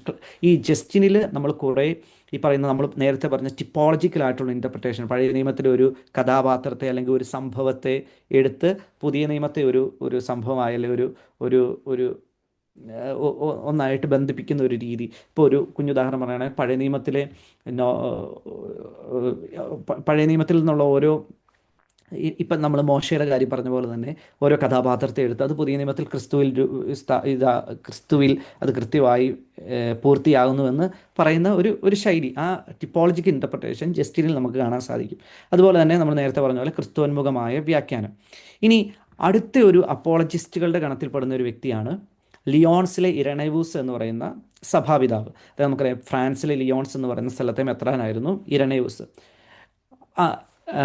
അദ്ദേഹം പറയുന്നത് വിശുദ്ധ ഗ്രന്ഥങ്ങളുടെ ആധികാരികത അതിൽ തന്നെയാണ്, ദൈവദത്തമാണ് വിശുദ്ധ ഗ്രന്ഥം. അത് നമ്മൾ നേരത്തെ ജസ്റ്റിൻ പറഞ്ഞതുപോലെ തന്നെ അത് അതിൽ തന്നെ ആധികാരികമാണ്. വിശുദ്ധ ഗ്രന്ഥത്തിൽ തെറ്റാവരമുണ്ട്, കാരണം ദൈവനിവേശിതമായി എഴുതപ്പെട്ടതാണ് വിശുദ്ധ ഗ്രന്ഥത്തിലെ പുസ്തകങ്ങളെല്ലാം. അതുകൊണ്ട് തന്നെ ദൈവത്തിന് തെറ്റുപറ്റാത്തതുകൊണ്ട് വിശുദ്ധ ഗ്രന്ഥത്തിലും തെറ്റുപറ്റാൻ പാടില്ല. സുവിശേഷങ്ങളെപ്പറ്റിയാണ് അദ്ദേഹം ഏറ്റവും കൂടുതലായിട്ട് പറയുന്നത്. സുവിശേഷങ്ങളെപ്പറ്റി അദ്ദേഹം പറയുന്നത് സുവിശേഷങ്ങൾ 4 സുവിശേഷങ്ങളെ ഉള്ളൂ എന്ന് അദ്ദേഹം തീർത്ത് പറയാം. നമ്മളിത് പറയുമ്പോഴത്തെ ആ ചരിത്ര പശ്ചാത്തലം ഓർക്കണം. ആ കാലഘട്ടത്തിൽ ഇപ്പം നമുക്ക് നമ്മുടെ പരിശുദ്ധ മറിയത്തിൻ്റെ, പത്രോസിൻ്റെ സുവിശേഷം എന്നൊക്കെ പറഞ്ഞുള്ള ഗ്രന്ഥങ്ങൾ, പഴയ ഗ്രന്ഥങ്ങളെപ്പറ്റി നമുക്കറിയാമല്ലോ. എന്ന് പറഞ്ഞാൽ ആ കാലഘട്ടത്തിൽ ഒരുപാട് ഇത്തരത്തിലുള്ള ഗ്രന്ഥങ്ങൾ ഉണ്ടായിരുന്നു. അപ്പോൾ അതുകൊണ്ട് തന്നെ ഇദ്ദേഹം പറയുന്നത് 4 സുവിശേഷങ്ങളേ ഉള്ളൂ. അത് മത്തായി, മർക്കോസ്, ലൂക്കായി, യോഹന്നാൻ ഇവരുടെ സുവിശേഷങ്ങളാണ്. ഈ സുവിശേഷങ്ങൾ ഈ കെരൂബുകളെ പോലെ, നമ്മൾ പഴയ നിയമത്തിൽ ഏശയ്യായുടെ പുസ്തകത്തിൽ കാണാം, കെരൂബുകളെ പോലെ 4 മുഖമുള്ള കെരൂബുകളെ പോലെ ഇത് 4 മുഖമാണ്. ക്രിസ്തുവിൻ്റെ 4 മുഖങ്ങളാണ് ഈ 4 സുവിശേഷങ്ങൾ. ഇനി അതിന് ഓരോ പ്രതീകങ്ങളും ഈ ഇരണേവൂസ് നൽകുന്നുണ്ട്. യോഹന്നാൻ സിംഹം, ലൂക്ക കാളക്കിടാവ്, മത്തായി മനുഷ്യമുഖം, മർക്കോസ് കഴുകൻ എന്നൊക്കെ നമുക്കറിയാം. ഇന്ന് നമ്മൾ അതിന് കൊടുക്കുന്ന ചെറിയ വ്യത്യാസമുണ്ട്. യോഹന്നാൻ്റെ സുവിശേഷത്തിനാണ് ഇന്ന് നമ്മൾ കഴുകൻ്റെ സിമ്പിളായിട്ട് പറയുന്നത്. പക്ഷേ ഇരണേവൂസ് പറഞ്ഞത് ഇങ്ങനെയാണ്. അദ്ദേഹം പറയുന്നത് സിംഹം, അതായത് രാജാവായ ക്രിസ്തുവിനെയാണ് യോഹന്നാൻ സുവിശേഷങ്ങളിൽ നമ്മൾ കാണുന്നത്. ബലിക്ക് പ്രാധാന്യമാണ് ലൂക്കോസ് സുവിശേഷത്തിൽ കാണുന്നത്. മനുഷ്യനായ ക്രിസ്തുവിന് പ്രാധാന്യമാണ് മത്തായിയിൽ കാണുന്നത്. പരിശുദ്ധാത്മാവിൻ്റെ ഇതാണ് മർക്കോസിൽ കാണുന്നത്. കഴുകൻ എന്നൊക്കെ പറഞ്ഞ് പല രീതിയിൽ ഇത്തരത്തിൽ ഇരണേവൂസ് ഇതിനെ വ്യാഖ്യാനിക്കുന്നുണ്ട്. ഇനി നമ്മൾ കാണുന്നത്, നമ്മളിതിപ്പം ആദ്യം നമ്മൾ ആരെ കണ്ടു? അപ്പസ്തോലിക പിതാക്കന്മാരെ കണ്ടു, അപ്പോളജിസ്റ്റുകളെ കണ്ടു. ഇനി നമ്മൾ കാണാൻ പോകുന്നത് സുറിയാനി സഭാപിതാക്കന്മാരുടെ വ്യാഖ്യാനം എങ്ങനെയായിരുന്നു എന്നുള്ളതിനെ പറ്റിയാണ് നമ്മൾ ഇനി കാണാൻ പോകുന്നത്. സുറിയാനി സഭാപിതാക്കന്മാരിപ്പോൾ അവരെങ്ങനെയാണ്, ഞാൻ നേരത്തെ പറഞ്ഞു ഓർക്കുന്നുണ്ടല്ലോ, പല സ്കൂളുകൾ ഉണ്ടായിരുന്നു എന്നുള്ളത്. അന്ത്യോക്യൻ സ്കൂൾ, അലക്സാണ്ട്രിയൻ സ്കൂള്. അത്തരത്തിൽ വളരെ പ്രാധാന്യം നിറഞ്ഞ സുറിയാനി സഭയിൽ അല്ലെങ്കിൽ പൗരസ്ത്യ സഭയിൽ വളരെ പ്രാധാന്യം നിറഞ്ഞ ഒരു ഇതായിരുന്നു എദേസായിലെ വിദ്യാഭ്യാസം. പിന്നീട് അത് നിസീബീസിലേക്ക് മാറ്റപ്പെടുകയൊക്കെ ചെയ്യുന്നുണ്ട്. അപ്പം ഇവരുടെ വ്യാഖ്യാന ശൈലി, ഇവരിൽ ഏറ്റവും പ്രഗത്ഭരായിരുന്ന കുറച്ച് ആളുകളുണ്ട്. അപ്രയും, അഫ്രഹാത്ത്, നർസായി എന്നൊക്കെ പറഞ്ഞ് സഭാപിതാക്കന്മാരുണ്ട്. അവരുടെ വ്യാഖ്യാന ശൈലിയെ പറ്റിയാണ് നമ്മൾ പറയുന്നത്. അപ്പം നമ്മൾ അവരുടെ വ്യാഖ്യാന ശൈലിയെപ്പറ്റി പറയുമ്പോൾ നമ്മൾ ചിന്തിക്കേണ്ടത് ഇവർ സുറിയാനി അറിയാവുന്ന സഭാപിതാക്കന്മാരായിരുന്നു.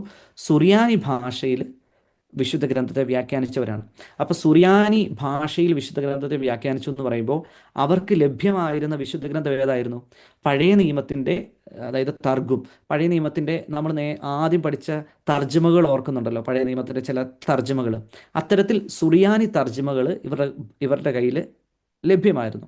അതിനെ അടിസ്ഥാനമാക്കിയാണ് അവർ അത് വ്യാഖ്യാനിക്കുന്നത്. അതുപോലെ തന്നെ പുതിയ നിയമത്തിൻ്റെ നമ്മൾ ആദ്യം കണ്ടിരുന്ന ചില തർജ്ജമകളുണ്ട് സുറിയാനി ഭാഷയിലേക്കുള്ള ദിയാ തെസറോൺ, പിഷീത്ത, ഫിലോക്സേനിയൻ പതിപ്പ്, ഹാർക്ലിയർ പതിപ്പ് തുടങ്ങിയ ഇവയെല്ലാമായിരുന്നു ഇവർക്ക് ലഭ്യമായിരുന്ന മൂലകൃതികൾ എന്ന് പറയുന്നത്. ഇതിനെ അടിസ്ഥാനമാക്കിയാണ് ഈ സഭാപിതാക്കന്മാർ, ഈ സുറിയാനി സഭാപിതാക്കന്മാർ വിശുദ്ധ ഗ്രന്ഥത്തിന് വ്യാഖ്യാനം നൽകിയത്. ഇനി ഇതിൽ ഏറ്റവും പ്രഗത്ഭനായ വ്യക്തി എന്ന് പറയുന്നത് അഫ്രഹാത്ത് എന്ന് പറയുന്ന സഭാപിതാവ്, ആദ്യം ഉണ്ടായിരുന്ന സുറിയാനി പിതാക്കന്മാരിൽ പ്രഗത്ഭരായ ഒരു വ്യക്തിയാണ്. അദ്ദേഹം അറിയപ്പെടുന്നത് തന്നെ പേർഷ്യയിലെ മുനി എന്നാണ് അദ്ദേഹം അറിയപ്പെടുന്നത്. അദ്ദേഹം ഗ്രീക്ക് ചിന്തകളോ സംസ്കാരമോ അദ്ദേഹത്തിൻ്റെ ചിന്തകളെ സ്വാധീനിച്ചിട്ടില്ല. അതുകൊണ്ട് ഉദ്ദേശിക്കുന്നത് ഇത്രയേ ഉള്ളൂ. ഞാൻ ആദ്യം പറഞ്ഞ് ഓർക്കുന്നുണ്ടാവുമല്ലോ, ഈ സുറിയാനി സഭാപിതാക്കന്മാരുടെ ബൈബിൾ ഇൻ്റർപ്രിട്ടേഷൻ എന്ന് പറഞ്ഞാൽ വളരെ സ്പിരിച്വലായിരുന്നു. അവർ കൂടുതലായിട്ടും ആത്മീയമായ തലങ്ങളിൽ അവർ ഇതിനെ വ്യാഖ്യാനിക്കാൻ പ്രത്യേകമായിട്ട് ശ്രമിച്ചവരാണ്. അതിൽ വിശുദ്ധ ഗ്രന്ഥത്തിൻ്റെ ദൈവശാസ്ത്ര ചിന്തകളുടെ മുഴുവൻ അടിസ്ഥാനം വിശുദ്ധ ഗ്രന്ഥമാണ്. മറ്റേ ഗ്രീക്ക് ചിന്തകളൊന്നും വെച്ചല്ല നമ്മളിത് വ്യാഖ്യാനിക്കേണ്ടത്. വിശുദ്ധ ഗ്രന്ഥം വ്യാഖ്യാനിക്കേണ്ടത് ഹൃദയശുദ്ധിയോടെ, സത്യത്തെ പുൽകാനുള്ള ഒരു മനസ്സ് നമുക്കുണ്ടായിരിക്കണം. വചനത്തെ ലോകത്തിൽ അങ്ങനെ ആ ഒരു രീതിയിലാണ് ഇവർ പറഞ്ഞത്. അദ്ദേഹം പറഞ്ഞിരിക്കുന്ന കാര്യങ്ങൾ വായിക്കുമ്പോൾ തന്നെ നമുക്കറിയാം, ഒരു ആത്മീയമായ രീതിയിലാണ് വിശുദ്ധ ഗ്രന്ഥത്തെ അവർ ഇൻ്റർപ്രറ്റ് ചെയ്യുന്നത്. സ്നേഹത്താൽ അറിവ് പൂർണ്ണമാക്കപ്പെടുന്നു. ഹൃദയത്തിൻ്റെ വിശുദ്ധി തിരുവഴുത്തുകളുടെ പഠനങ്ങളുടെ സ്വീകരണത്തിന് ആവശ്യമാണ്. വിശുദ്ധ ഗ്രന്ഥം മനസ്സിലാക്കണമെങ്കിൽ ഹൃദയവിശുദ്ധി വേണം. സാർവത്രിക സഭയുടെ വിശ്വാസവും പഠിപ്പിക്കലുമാണ് വിശുദ്ധ ഗ്രന്ഥം. വിശുദ്ധ ഗ്രന്ഥം ബഹുമുഖമാണ്. ഇത്തരത്തിലുള്ള ഒരു ആത്മീയമായ രീതിയിലാണ് അദ്ദേഹം വിശുദ്ധ ഗ്രന്ഥത്തെ വ്യാഖ്യാനിക്കുന്നതായിട്ട് നമുക്ക് കാണാൻ സാധിക്കുന്നത്. ഇനി അടുത്തതായിട്ട് നമ്മൾ കാണുന്ന ഒരു വ്യക്തി എന്ന് പറയുന്നത് വിശുദ്ധ എഫ്രേമാണ്. വിശുദ്ധ എഫ്രൈം എന്ന് പറഞ്ഞാൽ സഭാപിതാക്കന്മാരിൽ, സുറിയാനി സഭാപിതാക്കന്മാരിലെ ഏറ്റവും പ്രഗത്ഭനായ വ്യക്തി എന്ന് പറയുന്നത് എഫ്രൈമാണ്. അദ്ദേഹത്തിൻ്റെ വ്യാഖ്യാനങ്ങൾ എന്ന് പറഞ്ഞാൽ ഞാൻ നേരത്തെ പറഞ്ഞതുപോലെ തന്നെ ഈ ടിപ്പോളജിക്കൽ ഇൻ്റർപ്രിട്ടേഷൻ വളരെ പ്രാധാന്യത്തോടെ നമുക്ക് കാണാവുന്നതാണ്. കുറേ രീതിയിലുള്ള കവിതകളുടെ രൂപത്തിലാണ് അദ്ദേഹം വിശുദ്ധ ഗ്രന്ഥമൊക്കെ വ്യാഖ്യാനിക്കുന്നത്. അതിലൊക്കെ ഇത്തരത്തിലുള്ള ഈ ടിപ്പോളജിക്കൽ ഇൻ്റർപ്രിട്ടേഷൻ കൂടുതലായിട്ട് കാണാൻ സാധിക്കും. അദ്ദേഹം പറയുന്നത് ഈ വിശുദ്ധ ഗ്രന്ഥത്തെ നമ്മളൊരു ഒറ്റ വെളിപാടായിട്ട് കണക്കാക്കണം. അതായത് 4 ഉടമ്പടികളുടെ പൂർത്തീകരണം. ആദം മുതൽ നോഹ വരെയും, നോഹ മുതൽ അബ്രാഹം വരെയും, അബ്രാഹം മുതൽ മോശ വരെയും, മോശ മുതൽ ക്രിസ്തു വരെയും സമയം പൂർത്തീകരിക്കപ്പെട്ടുകൊണ്ടിരിക്കുന്നു. അതായത് ഉടമ്പടികൾ ഇങ്ങനെ വന്നുകൊണ്ടിരിക്കും. ഇതെല്ലാം ഒരു ഒറ്റ ഉടമ്പടിയാണ്. ഈ വിശുദ്ധ ഗ്രന്ഥത്തിൻ്റെ വിശുദ്ധ ഗ്രന്ഥം എന്ന് പറയുന്നതിന് ദൈവം ഈ കാലഘട്ടത്തിലൊക്കെ കൊടുത്ത വാഗ്ദാനങ്ങളുടെ ഒരു പൂർത്തീകരണമാണ്. ഈ വാഗ്ദാനങ്ങളുടെ പൂർത്തീകരണം എവിടെ സംഭവിച്ചു? ഈ പൂർത്തീകരണം സംഭവിക്കുന്നത് ക്രിസ്തുവിലാണ്. എന്ന് വെച്ചാൽ വിശുദ്ധ ഗ്രന്ഥത്തെ അദ്ദേഹം നമ്മൾ ആദ്യം പറഞ്ഞതുപോലെ തന്നെ പഴയ നിയമത്തെയും പുതിയ നിയമത്തെയും ഒന്നിപ്പിക്കുന്നു. അതുപോലെ തന്നെ എല്ലാ ഉടമ്പടികളെയും എല്ലാ വാഗ്ദാനങ്ങളെയും ക്രിസ്തുവിൽ പൂർത്തിയായി എന്ന് അദ്ദേഹം പഠിപ്പിക്കുക. ക്രിസ്തുവിൽ അടയാളങ്ങളെല്ലാം പൂർണ്ണമാകുന്നു. വിശുദ്ധ ഗ്രന്ഥത്തിൻ്റെ ചരിത്രത്തിൽ ദൈവമനുഷ്യബന്ധത്തിൽ നോഹയുടെ ഇങ്ങനെ ഒരുപാട് വിശദീകരണങ്ങൾ നൽകുന്നുണ്ട്. ഞാൻ അതിലേക്ക് പോകുന്നില്ല. അത് പറഞ്ഞു പോയാൽ നമ്മൾ ഈ സമയത്തിനുള്ളിൽ തീരില്ല. ഇനി നമ്മൾ കാണുന്ന മറ്റൊരു സഭാപിതാവ് എന്ന് പറയുന്നത് നിസിബീസിലെ നർസായി ആണ്. അദ്ദേഹവും ഈ പറയുന്ന പോലെ തന്നെ തിയഡോർ എന്ന് പറയുന്ന നിസിബീസിലെ ശാസ്ത്രപഠനത്തിന് സ്ഥാപനം നർസായി, തിയഡോർ എന്ന് പറയുന്ന അന്ത്യോക്യൻ സ്കൂളിലെ ഒരു ടീച്ചറായിരുന്നു തിയഡോർ എന്ന് പറയുന്നത്. അപ്പം ഈ അന്ത്യോക്യൻ സ്കൂളിൻ്റെ ചില പഠനം എന്ന് വെച്ചാൽ നമുക്കറിയാം, ഈ നർസായിയുടെ കാലഘട്ടം എന്ന് പറയുന്നത് 500 AD 500 എത്തി. അന്നേരത്തേക്കും അല്പം കൂടി തിയോളജിയൊക്കെ വളർന്നു, സഭ ശക്തമായി. സഭയ്ക്ക് റോമാ സാമ്രാജ്യം, അതായത് 313 കോൺസ്റ്റന്റൈൻ്റെ ക്രിസ്തു മതത്തെ ഔദ്യോഗിക മതമായിട്ട് അംഗീകരിച്ചു. അപ്പോഴത്തേക്കും അല്പം കൂടി എന്തായി, ക്രിസ്തു മതം എസ്റ്റാബ്ലിഷ്ഡായി. അപ്പം ഈ പറയുന്ന ഗ്രന്ഥങ്ങളും പുസ്തകങ്ങളും കാര്യങ്ങളും എല്ലാം ഇവർക്ക് കിട്ടുന്നു. അപ്പോൾ ഈ തേഡോറിൻ്റെ വ്യാഖ്യാന ശൈലി, അതായത് നമ്മൾ നേരത്തെ പറഞ്ഞ പോലെ അന്ത്യോക്യൻ സ്കൂളിലെ അംഗമാണെങ്കിൽ എന്തായിരിക്കും, അത് ലിറ്ററൽ ആൻഡ് ആയിരിക്കും. അപ്പോൾ അദ്ദേഹത്തിൻ്റെ ലിറ്ററൽ എക്സജേസിസ്, അന്ത്യോക്യൻ വ്യാഖ്യാന ശൈലി ഈ ഏഹ്, ചരിത്രപരമായ പ്രതിരൂപാത്മകമായ വാച്യാർത്ഥത്തിന് കൂടുതൽ പ്രാധാന്യം കൊടുത്തുകൊണ്ടുള്ള ഒരു വ്യാഖ്യാന ശൈലിയാണ് ഈ നിസീബിസ്ല നർസായി സ്വീകരിക്കുന്നത്. ആഹ് ഇനി നമ്മൾ കാണുന്നത് സാറൂക്കിലെ യാക്കോബ് എന്ന് പറയുന്നത്, അത് നമുക്കറിയാം ക്രിസ്തോന്മുഖമായി തന്നെ അദ്ദേഹം വ്യാഖ്യാനിച്ചു. ഇനി നമ്മൾ അതാണ് സുറിയാനി സഭാപിതാക്കന്മാരുടെ ഒരു വ്യാഖ്യാന ശൈലി. കൂടുതൽ ആത്മീയമായി പിന്നീടുള്ള ലേറ്റർ പീരീഡുകളിലേക്ക് വരുന്നവർ അന്ത്യോക്യൻ സ്കൂളിൻ്റെ ചില ശൈലികളെയും കൂടി അവരുടെ വ്യാഖ്യാന ശൈലിയിലേക്ക് കൊണ്ടുവരുന്നു. ഇത് നമ്മൾ വളരെ പ്രാധാന്യത്തോടെ കണക്കാക്കേണ്ട ഒരു ഒരു ഒരു കൂട്ടം ആളുകളാണ് അലക്സാണ്ട്രിയയിലെ സഭാപിതാക്കന്മാരും അവരുടെ ബൈബിൾ വ്യാഖ്യാന ശൈലിയും. അത് വളരെ ബൈബിൾ വ്യാഖ്യാന ശൈലിയിൽ നമ്മൾ ഏറ്റവും പ്രാധാന്യത്തോടെ കണക്കാക്കേണ്ടവരാണ് ഈ അലക്സാണ്ട്രിയൻ സഭാപിതാക്കന്മാർ. ഈ അലക്സാണ്ട്രിയയുടെ പ്രത്യേകത ഞാൻ ആദ്യമേ പറഞ്ഞത് നിങ്ങൾ ഓർക്കുന്നുണ്ടാകും. അവർ അലക്സാണ്ട്രിയ എന്ന് പറയുന്നത് ഈജിപ്തിലെ ഒരു ഭാഗമാണ്, ഈജിപ്തിലെ ഒരു ഒരു ടൗൺ. ആ കാലഘട്ടത്തിൽ, അതായത് 1-2 നൂറ്റാണ്ടുകളിലൊക്കെ നമുക്കറിയാം ഗ്രീക്ക് യവന ചിന്തയുടെ കേന്ദ്രമാണ് ഈ അലക്സാണ്ട്രിയ എന്ന് പറയുന്നത്. ഈ 1-2 നൂറ്റാണ്ടിൽ തന്നെ അലക്സാണ്ട്രിയയിൽ വലിയ ലൈബ്രറികളുണ്ടായിരുന്നു. ആ ലൈബ്രറികളുടെ ഒക്കെ മഹത്വം നമ്മൾ ക്ലെമൻ്റ് ഓഫ് അലക്സാണ്ട്രിയയുടെ ഒക്കെ എഴുത്തുകൾ വായിക്കുമ്പോഴാണ് നമ്മൾ മനസ്സിലാക്കുന്നത്. എന്ന് വെച്ചാൽ അത്രമാത്രം ഗ്രന്ഥങ്ങൾ അടങ്ങിയ ലൈബ്രറി ആ കാലഘട്ടത്തിൽ തന്നെ 1-2 നൂറ്റാണ്ടിൽ തന്നെ അലക്സാണ്ട്രിയയിൽ ഉണ്ടായിരുന്നു. അതുപോലെ തന്നെ അവിടെ പ്രഗത്ഭനായ ഗ്രീക്ക് ഫിലോസഫേഴ്സിൻ്റെ ചിന്തകളും ഗ്രീക്ക് ഫിലോസഫി പഠിപ്പിക്കുന്ന ടീച്ചേഴ്സും ഒക്കെ ഉണ്ടായിരുന്നു. ഈ ഈ അലക്സാണ്ട്രിയയിൽ ഉണ്ടായിരുന്ന യഹൂദർക്കിടയിൽ അരിസ്റ്റോബോളൂസ്, ഫിലോ ഓഫ് അലക്സാണ്ട്രിയയെക്കുറിച്ച് നമ്മൾ ഉറപ്പായിട്ടും പഠിക്കുന്നതാണ്. അദ്ദേഹം ഒരു ജൂയിഷ് തത്വചിന്തകനാണ്. അതായത് ഗ്രീക്ക് ഫിലോസഫി ഉപയോഗിച്ച് പഴയ നിയമത്തെ, യഹൂദ മത ചിന്തകളെ വ്യാഖ്യാനിച്ച ഒരു വ്യക്തിയാണ് ഫിലോ എന്ന് പറയുന്നത്. നമ്മുടെ ക്രൈസ്തവ സഭാപിതാക്കന്മാരെ ഏറ്റവും കൂടുതൽ സ്വാധീനിച്ച ഒരു വ്യക്തി എന്ന് പറയുന്നത് ഈ ഫിലോയാണ്. ഈ ഇവരുടെ ഈ അലക്സാണ്ട്രിയയിലെ വ്യാഖ്യാന ശൈലി എന്ന് പറഞ്ഞാൽ അറിവുള്ളവർക്ക് മനസ്സിലാകുന്ന രീതിയിൽ വിശുദ്ധ ഗ്രന്ഥം വ്യാഖ്യാനിച്ചു കൊടുക്കുക എന്നുള്ളതാണ്. അപ്പം ഈ അലക്സാണ്ട്രിയയിൽ ഉണ്ടായിരുന്ന സഭാപിതാക്കന്മാരുടെ വെല്ലുവിളിയും അതുതന്നെയാണ്. കാരണം അവർ എല്ലാ കാര്യങ്ങളെയും ഫിലോസഫിക്കലായിട്ടാണ് കാണുന്നത്. വളരെ ഉന്നത ചിന്തയുള്ളവരാണ്, അറിവുള്ളവരാണ്. അപ്പം ഈ ഫിലോസഫേഴ്സിന് അറിവുള്ളവർക്ക് മനസ്സിലാകുന്ന രീതിയിൽ വിശുദ്ധ ഗ്രന്ഥത്തെ വ്യാഖ്യാനിച്ചു കൊടുക്കാനാണ് ഇവർ ശ്രമിച്ചത്. ഞാൻ നേരത്തെ പറഞ്ഞതുപോലെ ഇവരുടെ ഏറ്റവും പ്രധാനപ്പെട്ട ഒരു കാര്യം അലഗോറിക്കൽ ഇൻ്റർപ്രിട്ടേഷനാണ്. അതായത് പ്ലേറ്റോണിക് ഫിലോസഫിയെ ഉപയോഗിച്ചുകൊണ്ട് അലഗോറിക്കലായിട്ട് നമ്മൾ വിശുദ്ധ ഗ്രന്ഥത്തിൽ അടങ്ങിയിരിക്കുന്ന ആന്തരിക അർത്ഥങ്ങളെ മനസ്സിലാകുന്ന രീതിയിലാണ് ഇവർ വിശുദ്ധ ഗ്രന്ഥത്തെ വ്യാഖ്യാനിച്ചത്. ഇതിനുവേണ്ടി ഇവരെന്ത് ചെയ്തു? ഗ്രീക്ക് ഫിലോസഫി ഉപയോഗിച്ചു, പ്രാപഞ്ചിക ശാസ്ത്രം ഉപയോഗിച്ചു, മനഃശാസ്ത്രം, നരവംശം, എല്ലാ അന്ന് ലഭ്യമായിരുന്ന എല്ലാ അറിവുകളെയും ശാസ്ത്രശാഖകളെയും വിശുദ്ധ ഗ്രന്ഥം വ്യാഖ്യാനിക്കുന്നതിന് വേണ്ടിയിട്ട് ഈ അലക്സാണ്ട്രിയയിലെ സഭാപിതാക്കന്മാർ ഉപയോഗിച്ചിരുന്നു. അലഗോറിക്കൽ ഇൻ്റർപ്രിട്ടേഷനാണ് ഇവരുടെ പ്രധാനപ്പെട്ട രീതിയെന്ന് ഞാൻ പറഞ്ഞു. ഇനി ഇവരിലെ ഏറ്റവും പ്രഗത്ഭരായ ഒരു വ്യക്തിയാണ് അലക്സാണ്ട്രിയയിലെ വിശുദ്ധ ക്ലെമൻ്റ് എന്ന് പറയുന്നത്. ഞാൻ പട്രോളജിയിൽ PhD ചെയ്യുന്നത് ക്ലെമൻ്റ് ഓഫ് അലക്സാണ്ട്രിയയെക്കുറിച്ചാണ്. അപ്പം അതുകൊണ്ട് തന്നെ ഞാൻ ആദ്യം ക്ലെമൻ്റ് ഓഫ് അലക്സാണ്ട്രിയയെക്കുറിച്ച് പറയുന്നില്ല. ഞാൻ പറഞ്ഞു തുടങ്ങി കഴിഞ്ഞാൽ ചിലപ്പോൾ കൂടുതൽ സമയം എടുക്കാൻ സാധ്യതയുണ്ട്. അപ്പോൾ ഈ ക്ലെമൻ്റ് ഓഫ് അലക്സാണ്ട്രിയയുടെ ഒരു പ്രത്യേകത എന്ന് പറഞ്ഞാൽ അദ്ദേഹം പ്രധാനമായിട്ടും പെഡഗോഗസ്, പ്രോട്രപ്റ്റിക്കൂസ്, ട്രൊമാറ്റ എന്നൊക്കെ പറഞ്ഞ കുറേ പുസ്തകങ്ങൾ എഴുതിയിട്ടുണ്ട്. ഇദ്ദേഹം ഒരു ഗ്രീക്ക് ഫിലോസഫറായിരുന്നു. യഥാർത്ഥത്തിലുള്ള സത്യം എന്തെന്ന് അന്വേഷിച്ച് നടക്കുന്ന ഒരു വ്യക്തിയായിരുന്നു. അപ്പോൾ ഇദ്ദേഹത്തിനപ്പം ഒരു ഗ്രീക്ക് ഫിലോസഫിക്കൽ ബാക്ക്ഗ്രൗണ്ട് വളരെ ശക്തമായിട്ടുണ്ടായിരുന്നു. ഇദ്ദേഹത്തിൻ്റെ എഴുത്തുകളിൽ അദ്ദേഹത്തിൻ്റെ മുഴുവൻ പുസ്തകങ്ങൾ എടുത്ത് നോക്കിക്കഴിഞ്ഞാൽ 363 വിജാതി എഴുത്തുകാരുടെ കൊട്ടേഷൻ പേര് സഹിതം അദ്ദേഹത്തിൻ്റെ കൃതികളിൽ കാണാം. 2-ാം നൂറ്റാണ്ടിൽ ജീവിച്ചിരുന്ന വ്യക്തിയാണ് നമ്മൾ ഓർക്കണം. അപ്പം ഇദ്ദേഹം അലക്സാണ്ട്രിയ സ്കൂളിൻ്റെ ഹെഡുമായിരുന്നു.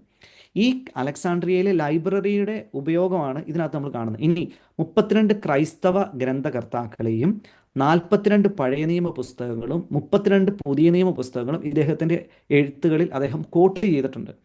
അതായത് വിശുദ്ധ ഗ്രന്ഥത്തിൽ നിന്ന് ഇന്ന് നമ്മൾ അംഗീകരിച്ചിരിക്കുന്ന വിശുദ്ധ ഗ്രന്ഥത്തിൽ ഫിലമോൻ്റെ ലേഖനവും യോഹന്നാൻ്റെ 3-ാം ലേഖനത്തിൽ നിന്ന് ഒഴിച്ച് ബാക്കി എല്ലാ വിശുദ്ധ ഗ്രന്ഥ ഭാഗത്തിൽ നിന്നും അദ്ദേഹത്തിൻ്റെ എഴുത്തുകളിൽ അദ്ദേഹം കോട്ട് ചെയ്തിട്ടുണ്ട്. ഒരു കൊട്ടേഷനെങ്കിലും ഈ പുസ്തകങ്ങളിൽ ഏതെങ്കിലും ഒരു പുസ്തകത്തിൽ നിന്ന് അദ്ദേഹത്തിൻ്റെ കൃതികളിൽ നിന്ന് നമുക്ക് കണ്ടെത്താൻ സാധിക്കും. എന്ന് വെച്ചാൽ ആ വിശുദ്ധ ഗ്രന്ഥ വ്യാഖ്യാനത്തെ അങ്ങനെ ഒരു അല്പം കൂടി വിശാലമാക്കിക്കൊണ്ട് വ്യാഖ്യാനിച്ചൊരു വ്യക്തിയാണ് ക്ലെമൻ്റ് ഓഫ് അലക്സാണ്ട്രിയ. ഇദ്ദേഹം വിശുദ്ധ ഗ്രന്ഥത്തിൻ്റെ ആധികാരികതയെക്കുറിച്ചും അതിനൊരു നിഗൂഢമായ രൂപഘടനയുണ്ട്. അതായത് ഉദ്ദേശിക്കുന്ന ഇത്രയേ ഉള്ളൂ, ഇദ്ദേഹം പറയുന്നത് വിശുദ്ധ ഗ്രന്ഥം എന്ന് പറയുന്നത് മനസ്സിലാക്കണമെങ്കിൽ അതിനൊരു പ്രത്യേക ഘടനയാണ്, അതിൻ്റെ നിഗൂഢമാണ്. അത് മനസ്സിലാക്കണമെങ്കിൽ നമുക്ക് ഇച്ചിരി അറിവുണ്ടാകണം. ഈ വിശുദ്ധ ഗ്രന്ഥത്തിൻ്റെ ഈ അലഗോറിക്കലായിട്ടൊക്കെ ഇൻ്റർപ്രറ്റ് ചെയ്യുന്നത് ഈ ഫിലോസഫിക്കൽ ബാക്ക്ഗ്രൗണ്ട് കൊണ്ടാണ്. അദ്ദേഹം പറയുന്നത് അതുകൊണ്ട് ഈ ഗ്രീക്ക് ഫിലോസഫിയും യഹൂദ മത രീതികളും അതൊന്നും തെറ്റല്ല, അതിനൊന്നും നമ്മൾ മാറ്റണ്ട. അതിലൂടെയൊക്കെ ദൈവം നമ്മൾ ഒരുക്കുകയായിരുന്നു ക്രിസ്തു ആരാണെന്നും ക്രിസ്തു മതം എന്താണെന്നും മനസ്സിലാക്കാനും പഠിക്കാനും. ഈ ഗ്രീക്ക് ഫിലോസഫിയിലൂടെയും യഹൂദ മതത്തിലൂടെയും ഒക്കെ ദൈവം നമ്മളെ ഒരുക്കുകയായിരുന്നു. ഇപ്പം നമ്മൾ ഈ പൂർണ്ണതയിലെത്തി, ഇപ്പം നമ്മളിത് മനസ്സിലാക്കാൻ പ്രാപ്തരായി. അതുകൊണ്ട് ഈ ഫിലോസഫിക്കൽ ഡിസിപ്ലിൻസ് ഒക്കെ ഉപയോഗിച്ചുകൊണ്ട് നമുക്ക് ഈ വിശുദ്ധ ഗ്രന്ഥത്തെ കൂടുതൽ മനസ്സിലാക്കാൻ പറ്റും എന്ന് പറഞ്ഞുകൊണ്ട് വിശുദ്ധ ഗ്രന്ഥത്തെ വ്യാഖ്യാനിച്ച വ്യക്തിയാണ് ക്ലെമന്റ് ഓഫ് അലക്സാണ്ട്രിയ. ഇനി അദ്ദേഹത്തിൻ്റെ ലിറ്ററൽ ആൻഡ് ഹിസ്റ്റോറിക്കൽ അലഗോറിക്കൽ ഇൻ്റർപ്രിട്ടേഷൻ ആത്മീയമായ ആന്തരികാർത്ഥത്തിനോട് അങ്ങനെയൊക്കെയുള്ള രീതിയിൽ അദ്ദേഹം അവതരിപ്പിക്കാം. പിന്നീട് നമ്മൾ കാണുന്നത് അലക്സാണ്ട്രിയൻ സഭാപിതാക്കന്മാർ വളരെ വിശുദ്ധഗ്രന്ഥ വ്യാഖ്യാനത്തിൽ ഏറ്റവും പ്രാധാന്യം നിറഞ്ഞ വ്യക്തി എന്ന് പറയുന്നത് ഒരിജനാണ്. അദ്ദേഹത്തിൻ്റെ ഹോമിലികൾ ഒത്തിരി ഹോമിലികളുണ്ട്, വളരെ ഭംഗിയായിട്ടുള്ള വലിയ ആശയങ്ങൾ ഉൾക്കൊള്ളുന്ന ഹോമിലികൾ അദ്ദേഹത്തിനുണ്ട്.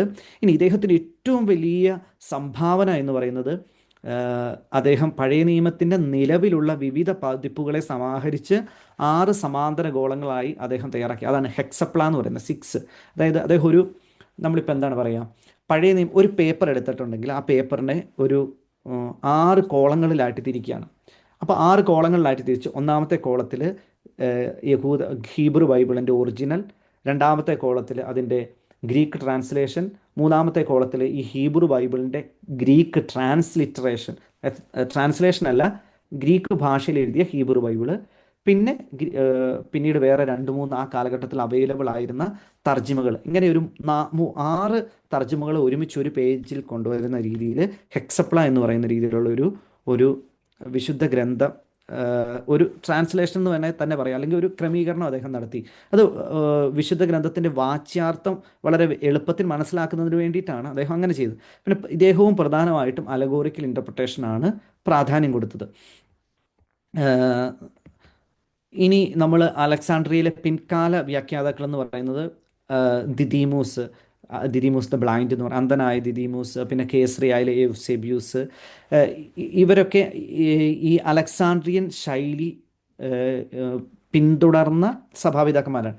പിന്നീട് ഇങ്ങോട്ട് വരുമ്പോഴത്തേക്കും കപ്പദോച്ചിയൻ പിതാക്കന്മാരായ ബസേലിയോസ്, Gregory Nyssa, Gregory of Nazianzen, ഈ പറയുന്നവരെല്ലാം ഈ പറയുന്ന അലഗോറിക്കൽ ഇൻ്റർപ്രിട്ടേഷൻ ആ രീതിയിൽ വിശുദ്ധ ഗ്രന്ഥത്തെ വ്യാഖ്യാനിച്ചവരാണ്. അവർ ഈ പറയുന്ന അലക്സാണ്ട്രിയൻ സ്കൂളിൻ്റെ ആ പാത പിന്തുടർന്നവരാണ്.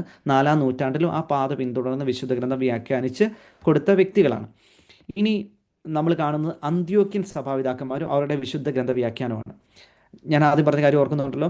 അലക്സാണ്ട്രിയൻ ചിന്തകരുടെ പ്രത്യേകത എന്താണ്? അലക്സാണ്ട്രിയൻ ചിന്തകർ അലഗോറിക്കൽ വ്യാഖ്യാനത്തിന് മുൻതൂക്കം നൽകുന്നു.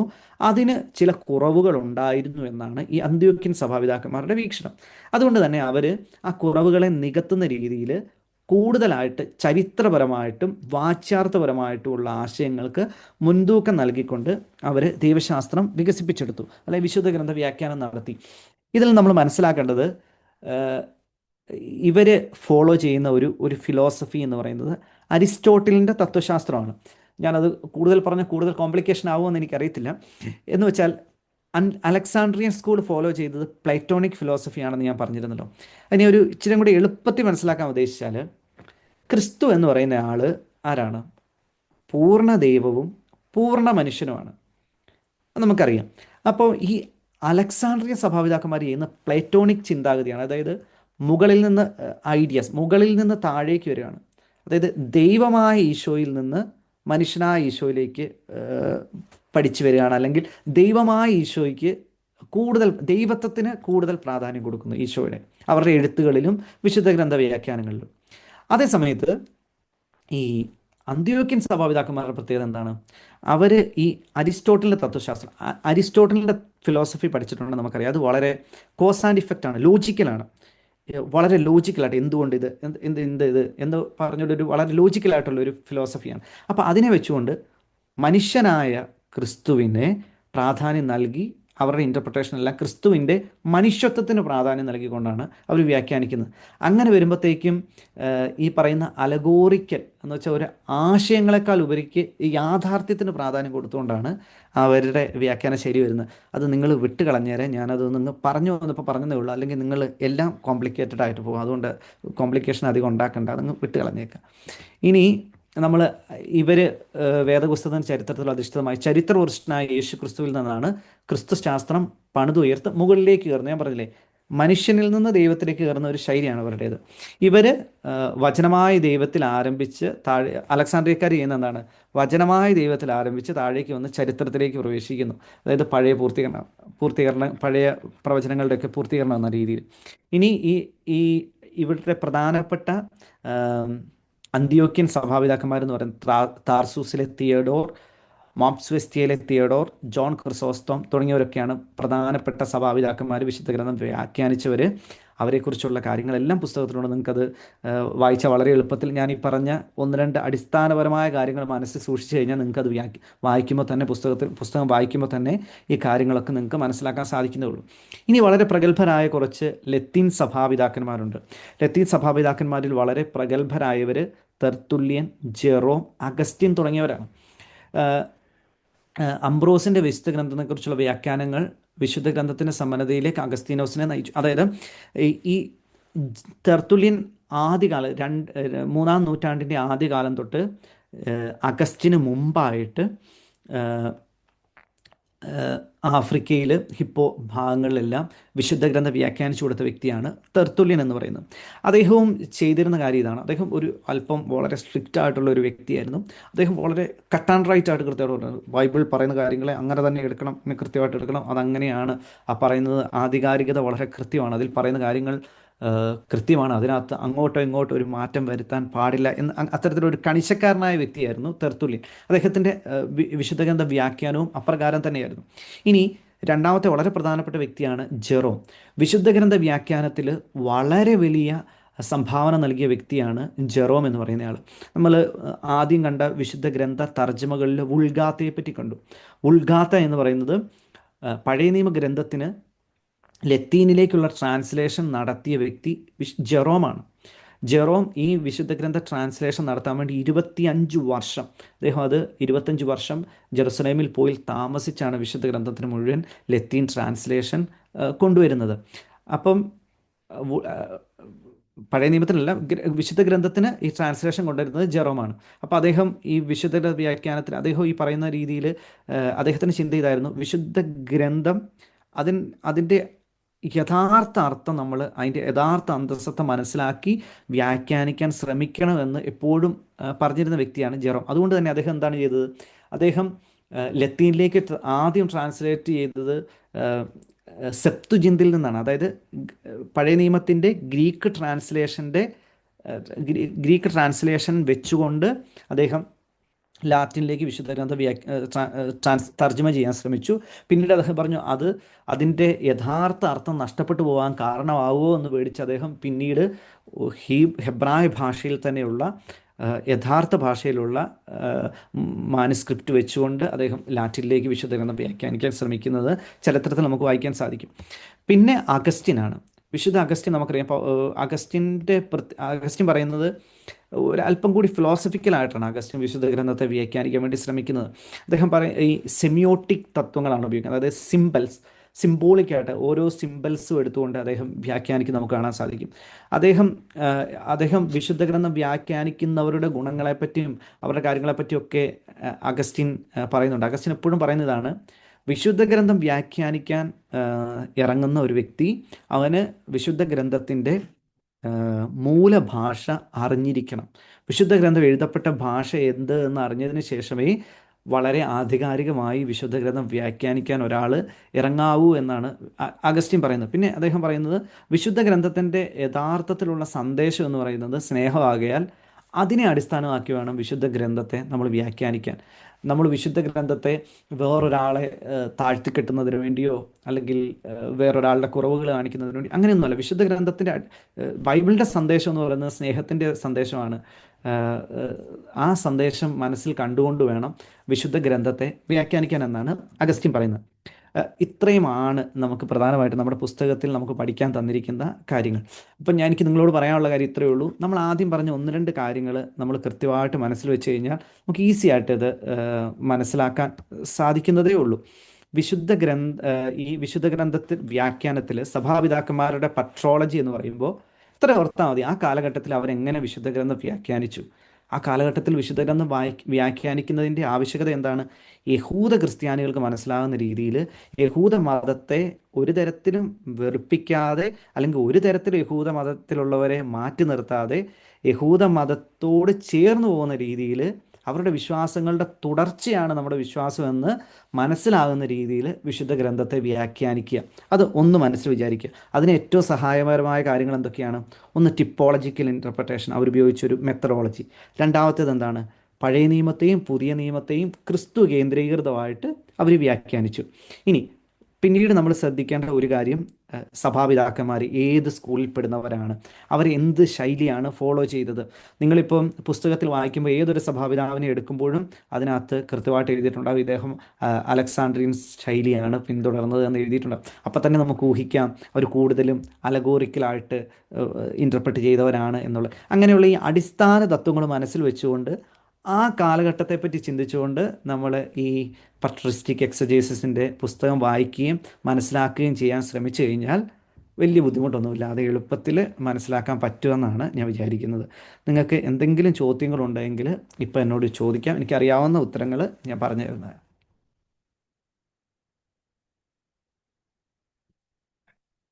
ഫാദർ, ഇതിന്റെ PPT ഒന്ന് ഷെയർ ചെയ്യാമോ ഗ്രൂപ്പിൽ? ഞാൻ PPT ഇവർക്ക് അച്ഛന് കൊടുത്തേക്കാം.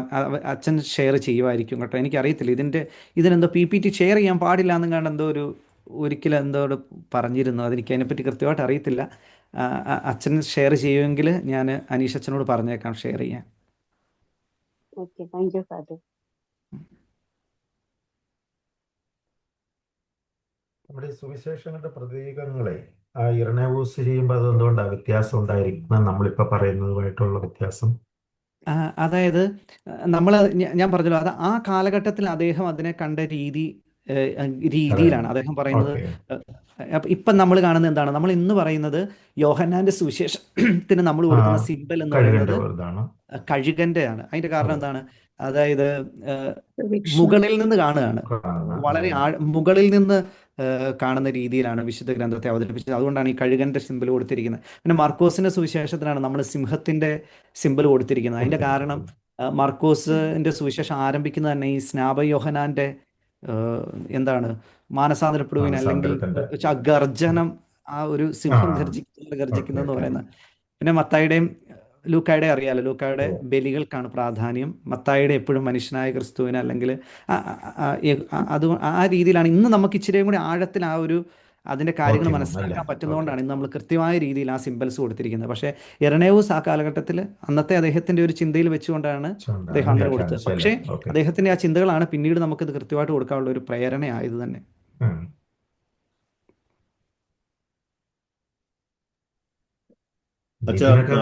ഒരു മണിക്കൂർ പോരെ ഈ ക്ലാസ് ഒക്കെ. എന്നോട് ഇത് പറയുന്ന ആരാന്ന് എനിക്കറിയത്തില്ല. ഞാൻ നിങ്ങളോട് 100% യോജിക്കുന്നു. ഇത് 1 മണിക്കൂർ കൊണ്ട് പറഞ്ഞു തീർക്കാൻ വിഷമിക്കുന്ന എന്റെ അവസ്ഥയെ പറ്റിയും കൂടെ നിങ്ങൾ ചിന്തിക്കുന്നുണ്ട്. കൊള്ളാം. അച്ഛാ, 1 മുതൽ 8-ാം നൂറ്റാണ്ട് വരെ ഉള്ളവരാണ് സഭാപിതാക്കന്മാരായിട്ട് കണക്കൂട്ടുന്നതെന്ന് പറഞ്ഞായിരുന്നല്ലോ. എന്തുകൊണ്ടാണ് അത് കഴിഞ്ഞെന്നുള്ള നമുക്ക് പ്രഗത്ഭരായ പല വിശുദ്ധന്മാരും പണ്ഡിതരും ഉണ്ടായിട്ട് അവരെ ആരും സഭാപിതാവായിട്ട് സഭ അംഗീകരിക്കാത്ത, കണക്കിലെടുക്കാത്ത എന്താ? അതായത് ഇതിൻ്റെ ഒരു കാരണമായിട്ട് പറയുന്നത്, നിങ്ങൾ പട്രോളജി പഠിച്ചപ്പോൾ നമ്മൾ ഓർക്കുന്നുണ്ടാവും, അല്ല സഭാപിതാവ് എന്ന് പറയുന്നതിന് കുറേ കാര്യങ്ങളുണ്ട്. ഒന്ന് ഓർത്തഡോക്സി, സഭയുടെ അപ്രൂവല്, അദ്ദേഹത്തിൻ്റെ ഹോളിനെസ് എന്നൊക്കെ പറഞ്ഞ് നമ്മൾ കുറേ കാര്യങ്ങൾ പഠിച്ചിട്ടുണ്ടല്ലോ. ഇത് ഒരു 8-ാം നൂറ്റാണ്ട്, ഇപ്പം പൗരസ്ത്യ സഭയിലും പാശ്ചാത്യ സഭയിലും 2 രീതിയിലാണ് ഇവർ ഇത് കണക്കാക്കുന്നത്. ഈ 8-ാം നൂറ്റാണ്ട് വരെയുള്ളതെന്ന് പറയാൻ കാരണം ഇവർ അപ്പസ്തോലന്മാരോട് അടുത്ത് നിൽക്കുന്നവർ എന്നാണ് പറയുന്നത്. ഇതിൻ്റെ ലോജിക്ക് എന്നാന്ന് എന്നോട് ചോദിക്കരുത്. കാരണം 7-ാം നൂറ്റാണ്ടിൽ ജീവിച്ച ഒരാൾ അപ്പസ്തോലന്മാരോട് ചേർന്ന് നിൽക്കുന്നതിൻ്റെ അടിസ്ഥാനം എന്താണെന്ന് ചോദിച്ചാൽ നമുക്ക് പറയാൻ ആളല്ല, നമ്മളതിന് ആളല്ല. പക്ഷെ സഭയുടെ ഒരു കാലഘട്ടത്തിൽ ഒരു ചിന്ത അനുസരിച്ചാണ് ഈ സഭാപിതാക്കന്മാർ എന്നുള്ളവരെ ഈ ഒരു 8-ാം നൂറ്റാണ്ട് വരെയുള്ളവർ എന്നുള്ള രീതിയിൽ അങ്ങ് പറഞ്ഞത്. അതിന് ശേഷമുള്ളവരെ നമ്മൾ പിതാവ് എന്നുള്ള ഒരു സംജ്ഞ കൊടുക്കുന്നില്ല, മറിച്ച് അവരെ വേദപാരംഗതരെന്നാണ് നമ്മൾ പറയുന്നത്, ഡോട്ടേഴ്സ് ഓഫ് ദ ചർച്ച്.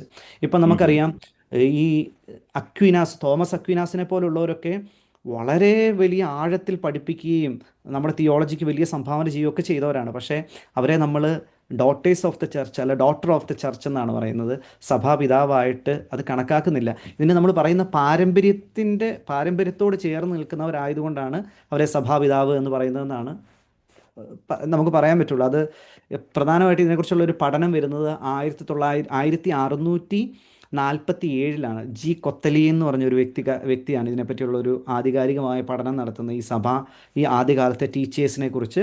അപ്പോൾ അദ്ദേഹം നൽകിയൊരു പേരാണ് ഈ പട്രോളജി എന്നുള്ള ഒരു പേര് തന്നെ, പട്രോളജി. പിന്നെ ഈ തിയോളജിക്കും അല്ലെങ്കിൽ പഠനത്തിനും പട്രിസ്റ്റിക് എന്നുള്ള പേരൊക്കെ കൊടുക്കുന്നത് അദ്ദേഹമാണ്. അതിനെ നമ്മൾ സഭ പിന്നീട് ഇങ്ങ് സ്വീകരിച്ചു പോകുന്നേ ഉള്ളൂ. Thank you. അച്ഛാ, ഈ കുമ്രാൻ ചുരുളുകൾ 1947 ശേഷമാണ് കണ്ടെത്തിയെന്ന് പറഞ്ഞിട്ടില്ലേ? ആ അപ്പം അതിനകത്തുള്ള കാര്യങ്ങളും ഇപ്പോൾ ഉള്ളതായിട്ട് എന്തെങ്കിലും വലിയ വ്യത്യാസങ്ങൾ വല്ലതും ഉണ്ടോ? അത് ഞാൻ അതിനെപ്പറ്റി ഇതിനെപ്പറ്റിയുള്ള കാര്യം ഞാനതിൻ്റെ കുറച്ച് ഭാഗങ്ങളൊക്കെ ഈ കുമ്രാൻ ചുരുടുകളുടെ ട്രാൻസ്ലേഷൻസ് ഞാൻ ലുവൈൻ യൂണിവേഴ്സിറ്റിയിലാണ്, ഇവിടെ ഇതിൻ്റെ ഒരുപാട് ട്രാൻസ്ലേഷൻസ് ഉണ്ട്.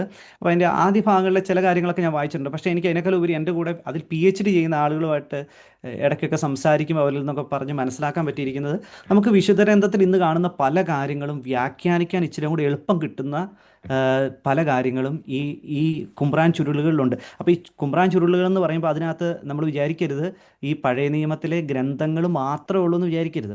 അതിനകത്ത് ഈ കുമ്രാൻ കമ്മ്യൂണിറ്റിയുടെ നിയമാവലിയുണ്ട്, അവരെങ്ങനെയാണ് ജീവിച്ചിരുന്നത് എന്നുള്ളതുണ്ട്. അങ്ങനെയൊക്കെയുള്ള ഒരുപാട് കാര്യങ്ങൾ ഈ ചുരുളുകളുടെ ഒപ്പം തന്നെ നമുക്ക് ലഭിക്കുന്നുണ്ട്. അപ്പം ഇതിനകത്ത് പറഞ്ഞിരിക്കുന്ന ഒരുപാട് കാര്യങ്ങൾ അതുപോലെ തന്നെയാണ്. അതോടൊപ്പം തന്നെ നമുക്ക് ഈ പുതിയ നിയമത്തിൽ പറഞ്ഞിരിക്കുന്ന പല കാര്യങ്ങളും മനസ്സിലാക്കാൻ ഈ കുമ്രാൻ ചുരുളുകൾ സഹായിക്കുന്നുണ്ട്. ഇപ്പോൾ ഒരു ഉദാഹരണം പറയാമെന്ന് വെച്ചാൽ, ഈ കുടം എടുത്തുകൊണ്ട് പോകുന്ന ഒരാളെ കാണുന്നൊക്കെ ഈശോ സുവിശേഷത്തിൽ പറയുന്നില്ലേ? അപ്പോൾ നിങ്ങൾ അവനോട് ചോദിക്കണം, എവിടെ ഒരുമിച്ച് കൂടണമെന്ന് ചോദിക്കണം എന്നൊക്കെ പറയുന്ന ചില ഭാഗങ്ങൾ നമ്മൾ പുതിയ നിയമത്തിൽ കാണുന്നുണ്ട്. അപ്പോൾ ഇതൊക്കെ ഈ കുമ്രാൻ സമൂഹം എന്ന് പറയുന്നത്, എസ്സേനുകൾ എന്ന് പറയുന്നത് ഇച്ചിരി രഹസ്യമായിട്ട് ജീവിച്ചവരാണ്. ഈ രഹസ്യത്തിൽ ജീവിച്ചിരുന്ന ഇവർക്ക് ഇവരുടേതായ ചില സിമ്പിൾസും കാര്യങ്ങളൊക്കെ ഉണ്ട്. ഇനിയിപ്പം നമുക്ക് ഇച്ചിരിയും കൂടി എളുപ്പത്തിൽ മനസ്സിലാക്കുന്ന ഒരു കാര്യം പറഞ്ഞാൽ, ഈശോ നമ്മൾ അപ്പസ്തോലന്മാരെ കാണുമ്പോൾ അവരോട് പറയാണ്, നിങ്ങൾ എന്നെ അനുഗമിക്കുവിൻ, ഞാൻ നിങ്ങളെ മനുഷ്യരെ പിടിക്കുന്നവരാക്കാം. നമ്മൾ ആരെങ്കിലും നിങ്ങളൊന്ന് ചിന്തിച്ച് നോക്കിയേ, ഒരാൾ ഒരു ദിവസം ഇറങ്ങി വന്നിട്ട് കുറേ ആളുകളോട് പറയാണ്, നിങ്ങൾ എന്നെ അനുഗമിക്കുകയും ഞാൻ നിങ്ങളെ മനുഷ്യരെ പിടിക്കുന്നവരാക്കാം എന്ന് പറഞ്ഞാൽ അവരന്നേരം അവരുടെ വല ഉപേക്ഷിച്ച് ഈശോയുടെ പുറകെ പോയെന്ന് പറഞ്ഞാൽ നമുക്കത് വിശ്വസിക്കാൻ പറ്റുമോ? പക്ഷേ ഈ കുമ്രാൻ ചുരുളുകളിൽ അതിനെപ്പറ്റി കൃത്യമായിട്ട് പറയുന്നുണ്ട്. അതിനകത്ത് ചില സിമ്പിൾസ് അനുസരിച്ച് അല്ലെങ്കിൽ ചില സൂചനകൾ അനുസരിച്ച് ഈ ശിഷ്യന്മാരായിരുന്ന വ്യക്തികളൊക്കെ ഈ പറയുന്ന പോലത്തെ കുമ്രാൻ കമ്മ്യൂണിറ്റിയിൽ അല്ലെങ്കിൽ എസ്സേൻ കമ്മ്യൂണിറ്റിയിൽ ഞാൻ ആദ്യം പറഞ്ഞല്ലോ, ഇവരുടെ ഒരു പ്രത്യേകതയാണ് ഈ പ്രവാചകന്മാരെ പറ്റിയാണ് കൂടുതൽ പഠിക്കുന്നത്. ഒരു പ്രവാചകൻ വരും, ഒരു രക്ഷകൻ വരും, അപ്പോൾ അവനിൽ ഇന്ന അടയാളങ്ങളുണ്ട് എന്നുള്ള കാര്യങ്ങളൊക്കെ മനസ്സിലാക്കി പഠിച്ചിരുന്ന ഒരു രഹസ്യ കമ്മ്യൂണിറ്റിയിലെ അംഗങ്ങളായിരുന്നു ഈ ശിഷ്യന്മാരെന്നും അതുകൊണ്ടാണ് ഈശോ വന്ന് ഇത് പറഞ്ഞ പാടെ തന്നെ അവർ ഈശോയെ അനുഗമിച്ചതെന്നും ഇതിൽ PhD ചെയ്യുന്ന ഒരു സുഹൃത്ത് എന്നോട് പറഞ്ഞതാണ്, ഒരു നെതർലൻഡുകാരി ഒരു സുഹൃത്ത് പറഞ്ഞതാണ്. അപ്പം അങ്ങനെയൊക്കെയുള്ള കാര്യങ്ങൾ മനസ്സിലാക്കാൻ ഈ കുമ്രാൻ ചുരുളുകൾ നമുക്ക് സഹായകരമാകുന്നുണ്ട്. പിന്നെ ഈ കുമ്രാൻ പഠനങ്ങൾ നമ്മുടെ നാട്ടിലേക്ക് വളരെ ഇപ്പോൾ വന്നുകൊണ്ടിരിക്കുന്നതേ ഉള്ളൂ. നമ്മുടെ നാട്ടിലെ അത് പഠിച്ച ആളുകളൊക്കെ വളരെ കുറവാണ്. കാരണം നമുക്കറിയാലോ, 1947 ശേഷമാണ് ഇത് കണ്ടെത്തിയത്. അതിനെക്കുറിച്ചുള്ള പഠനങ്ങളൊക്കെ ഇപ്പോഴാണ് ഇച്ചിരിയും കൂടെ ശക്തി പ്രാപിച്ചത്. അതുകൊണ്ട് എനിക്ക് തോന്നുന്നു ഇതിൻ്റെ പഠനം ഇച്ചിരിയും കൂടെ വരുമ്പോഴത്തേക്ക് നമുക്ക് വിശുദ്ധ ഗ്രന്ഥം കുറേയും കൂടി എളുപ്പത്തിലും ആഴത്തിലും മനസ്സിലാക്കാൻ സഹായകരമാകുമെന്നാണ് ഞാൻ മനസ്സിലാക്കുന്നത്. അച്ഛാ, ഒരു ഓക്കെ കാര്യം അച്ഛാ, ചോദിച്ചിട്ട്, താങ്ക് യു. നമ്മുടെ ചേർച്ച് ഫാദേഴ്സ് എന്ന് പറയുമ്പോൾ കുറച്ച് കാറ്റഗറീസ് ഉള്ളതില് ഡിഫൻസ് ഓഫ് ഫെയ്ത്ത് അല്ലേ, അങ്ങനെ നമ്മൾ പറയാറുണ്ട്. അപ്പോളജിസ്റ്റുകൾ. പക്ഷെ ഒറിജിനെ കുറിച്ച് നമ്മൾ പറയുമ്പോൾ ഒറിജിൻ നമ്മൾ ഇടയ്ക്ക് ഹെററ്റിക്കൽ ആണെന്നും പറയുന്നുണ്ട്. അപ്പൊ എങ്ങനെയാ നമ്മൾ സെയിന്റ് ആയിട്ട് കൺസിഡർ ചെയ്യാത്ത അതാണ് റീസൺ എന്ന് പറയുമ്പം എങ്ങനെയാ നമ്മൾ ചർച്ച് ഫാദർ ആയിട്ട് കണക്കാക്കുക? ആഹ് ഇതൊരു ഇതുപോലെ തന്നെ നമുക്ക് കണക്കാക്കാൻ പറ്റുന്ന വേറൊരു വ്യക്തിയാണ് ഈ തെർത്തുല്യൻ എന്ന് പറയുന്ന ആളും ഇതുപോലെ തന്നെയാണ്. അദ്ദേഹം ഒരു കാലഘട്ടത്തിന് ശേഷം അദ്ദേഹം ഒരു പാഷണ്ഡതയിലേക്ക് വീണു പോകുന്നുണ്ട്. അപ്പോൾ ചർച്ച് ഈ ഒറിജിനെ പറ്റി പറയുന്നത് എന്താണെന്ന് ചോദിച്ചാൽ, അദ്ദേഹത്തെ നമ്മൾ വിശുദ്ധനായിട്ട് നമ്മൾ കണക്കാക്കിയിട്ടില്ല. അദ്ദേഹത്തെ വിശുദ്ധനായിട്ട് കണക്കാക്കാത്തതിൻ്റെ കാരണം എന്താണെന്ന് വെച്ചാൽ, അദ്ദേഹം ഈ കാസ്ട്രേറ്റ് ചെയ്തു എന്നുള്ളതാണ് അദ്ദേഹത്തിൻ്റെ അതിനുള്ള ഒരു അയോഗ്യതയായിട്ട് കണക്കാക്കിയത്. അദ്ദേഹം പറയുന്ന ക്രിസ്തുവിന് വേണ്ടി ഷണ്ടന്മാരാകുന്നവരുണ്ട് എന്നുള്ള ആ വാക്കിനെ അദ്ദേഹം അതുപോലെ എടുത്തു. അദ്ദേഹം ബൈബിൾ ഇൻ്റർപ്രറ്റ് ചെയ്തതൊക്കെ അലഗോറിക്കലായിട്ടാണെങ്കിലും ആ വിശുദ്ധ ഗ്രന്ഥ ഭാഗത്തെ അതുപോലെ എടുത്ത് ഈശോയെ ഏറ്റവും അടുത്ത് അനുഗമിക്കുക എന്നുള്ള ചിന്തയോടുകൂടി അദ്ദേഹം കാസ്ട്രേറ്റ് ചെയ്തു. അതാണ് അദ്ദേഹത്തെ വിശുദ്ധനാക്കുന്നതിനൊരു തടസ്സമായിട്ട്, വിശുദ്ധ ഒറിജിൻ എന്ന് നമ്മൾ പറയുന്നതിന് തടസ്സമായിട്ട് നിൽക്കുന്നത്. പക്ഷേ സഭയുടെ കാഴ്ചപ്പാടിൽ അദ്ദേഹത്തിൻ്റെ പഠനങ്ങളെല്ലാം സഭയുടെ വിശ്വാസത്തോടും പാരമ്പര്യത്തോടും ചേരുന്ന പഠനങ്ങളായിരുന്നു. അദ്ദേഹത്തിൻ്റെ സംഭാവനകളും അത്രമാത്രം വലുതായിരുന്നു. ഞാൻ ഹെക്സപ്ലയെക്കുറിച്ചൊക്കെ പറഞ്ഞു ഓർക്കുന്നുണ്ടല്ലോ. അതുകൊണ്ടാണ് നമ്മൾ അദ്ദേഹത്തെ ചർച്ച് ഫാദറായിട്ട് തന്നെയാണ് കണക്കാക്കുന്നത്. ഈ തെർത്തുല്യൻ്റെ കാര്യം വരുമ്പോഴും ഇതുപോലെ തന്നെ ഒരു പ്രശ്നമുണ്ട്. തെർത്തുല്യന് പിന്നീടൊരു പാഷണ്ഡതയിലേക്ക് കടന്നു പോകുന്നതായിട്ട് നമ്മൾ കാണുന്നുണ്ട്. അപ്പം ഇപ്പം മിക്ക സഭാപിതാക്കന്മാരെക്കുറിച്ച് നമ്മൾ പഠിക്കുമ്പോൾ നമുക്കറിയാം, ഫസ്റ്റ് തെർത്തുല്യൻ, സെക്കൻഡ് തെർത്തുല്യൻ. നമ്മൾ അഗസ്റ്റിനെ കുറിച്ചൊക്കെ പറയുമ്പോൾ first Augustine, second Augustine, third Augustine എന്നൊക്കെ പറയാറുണ്ട്. അവരുടെ ജീവിത കാലഘട്ടത്തിലെ അവരുടെ വിശ്വാസ രീതിയിലും ബോധ്യങ്ങളിലും വന്ന മാറ്റങ്ങളുടെ അടിസ്ഥാനത്തിൽ. അപ്പോൾ ഈ ഒറിജിനെ നമ്മൾ സഭാപിതാവായിട്ട് അംഗീകരിക്കുന്ന അദ്ദേഹത്തിൻ്റെ പഠനങ്ങളുടെ ആധികാരികത കൊണ്ടാണ്. Thank you.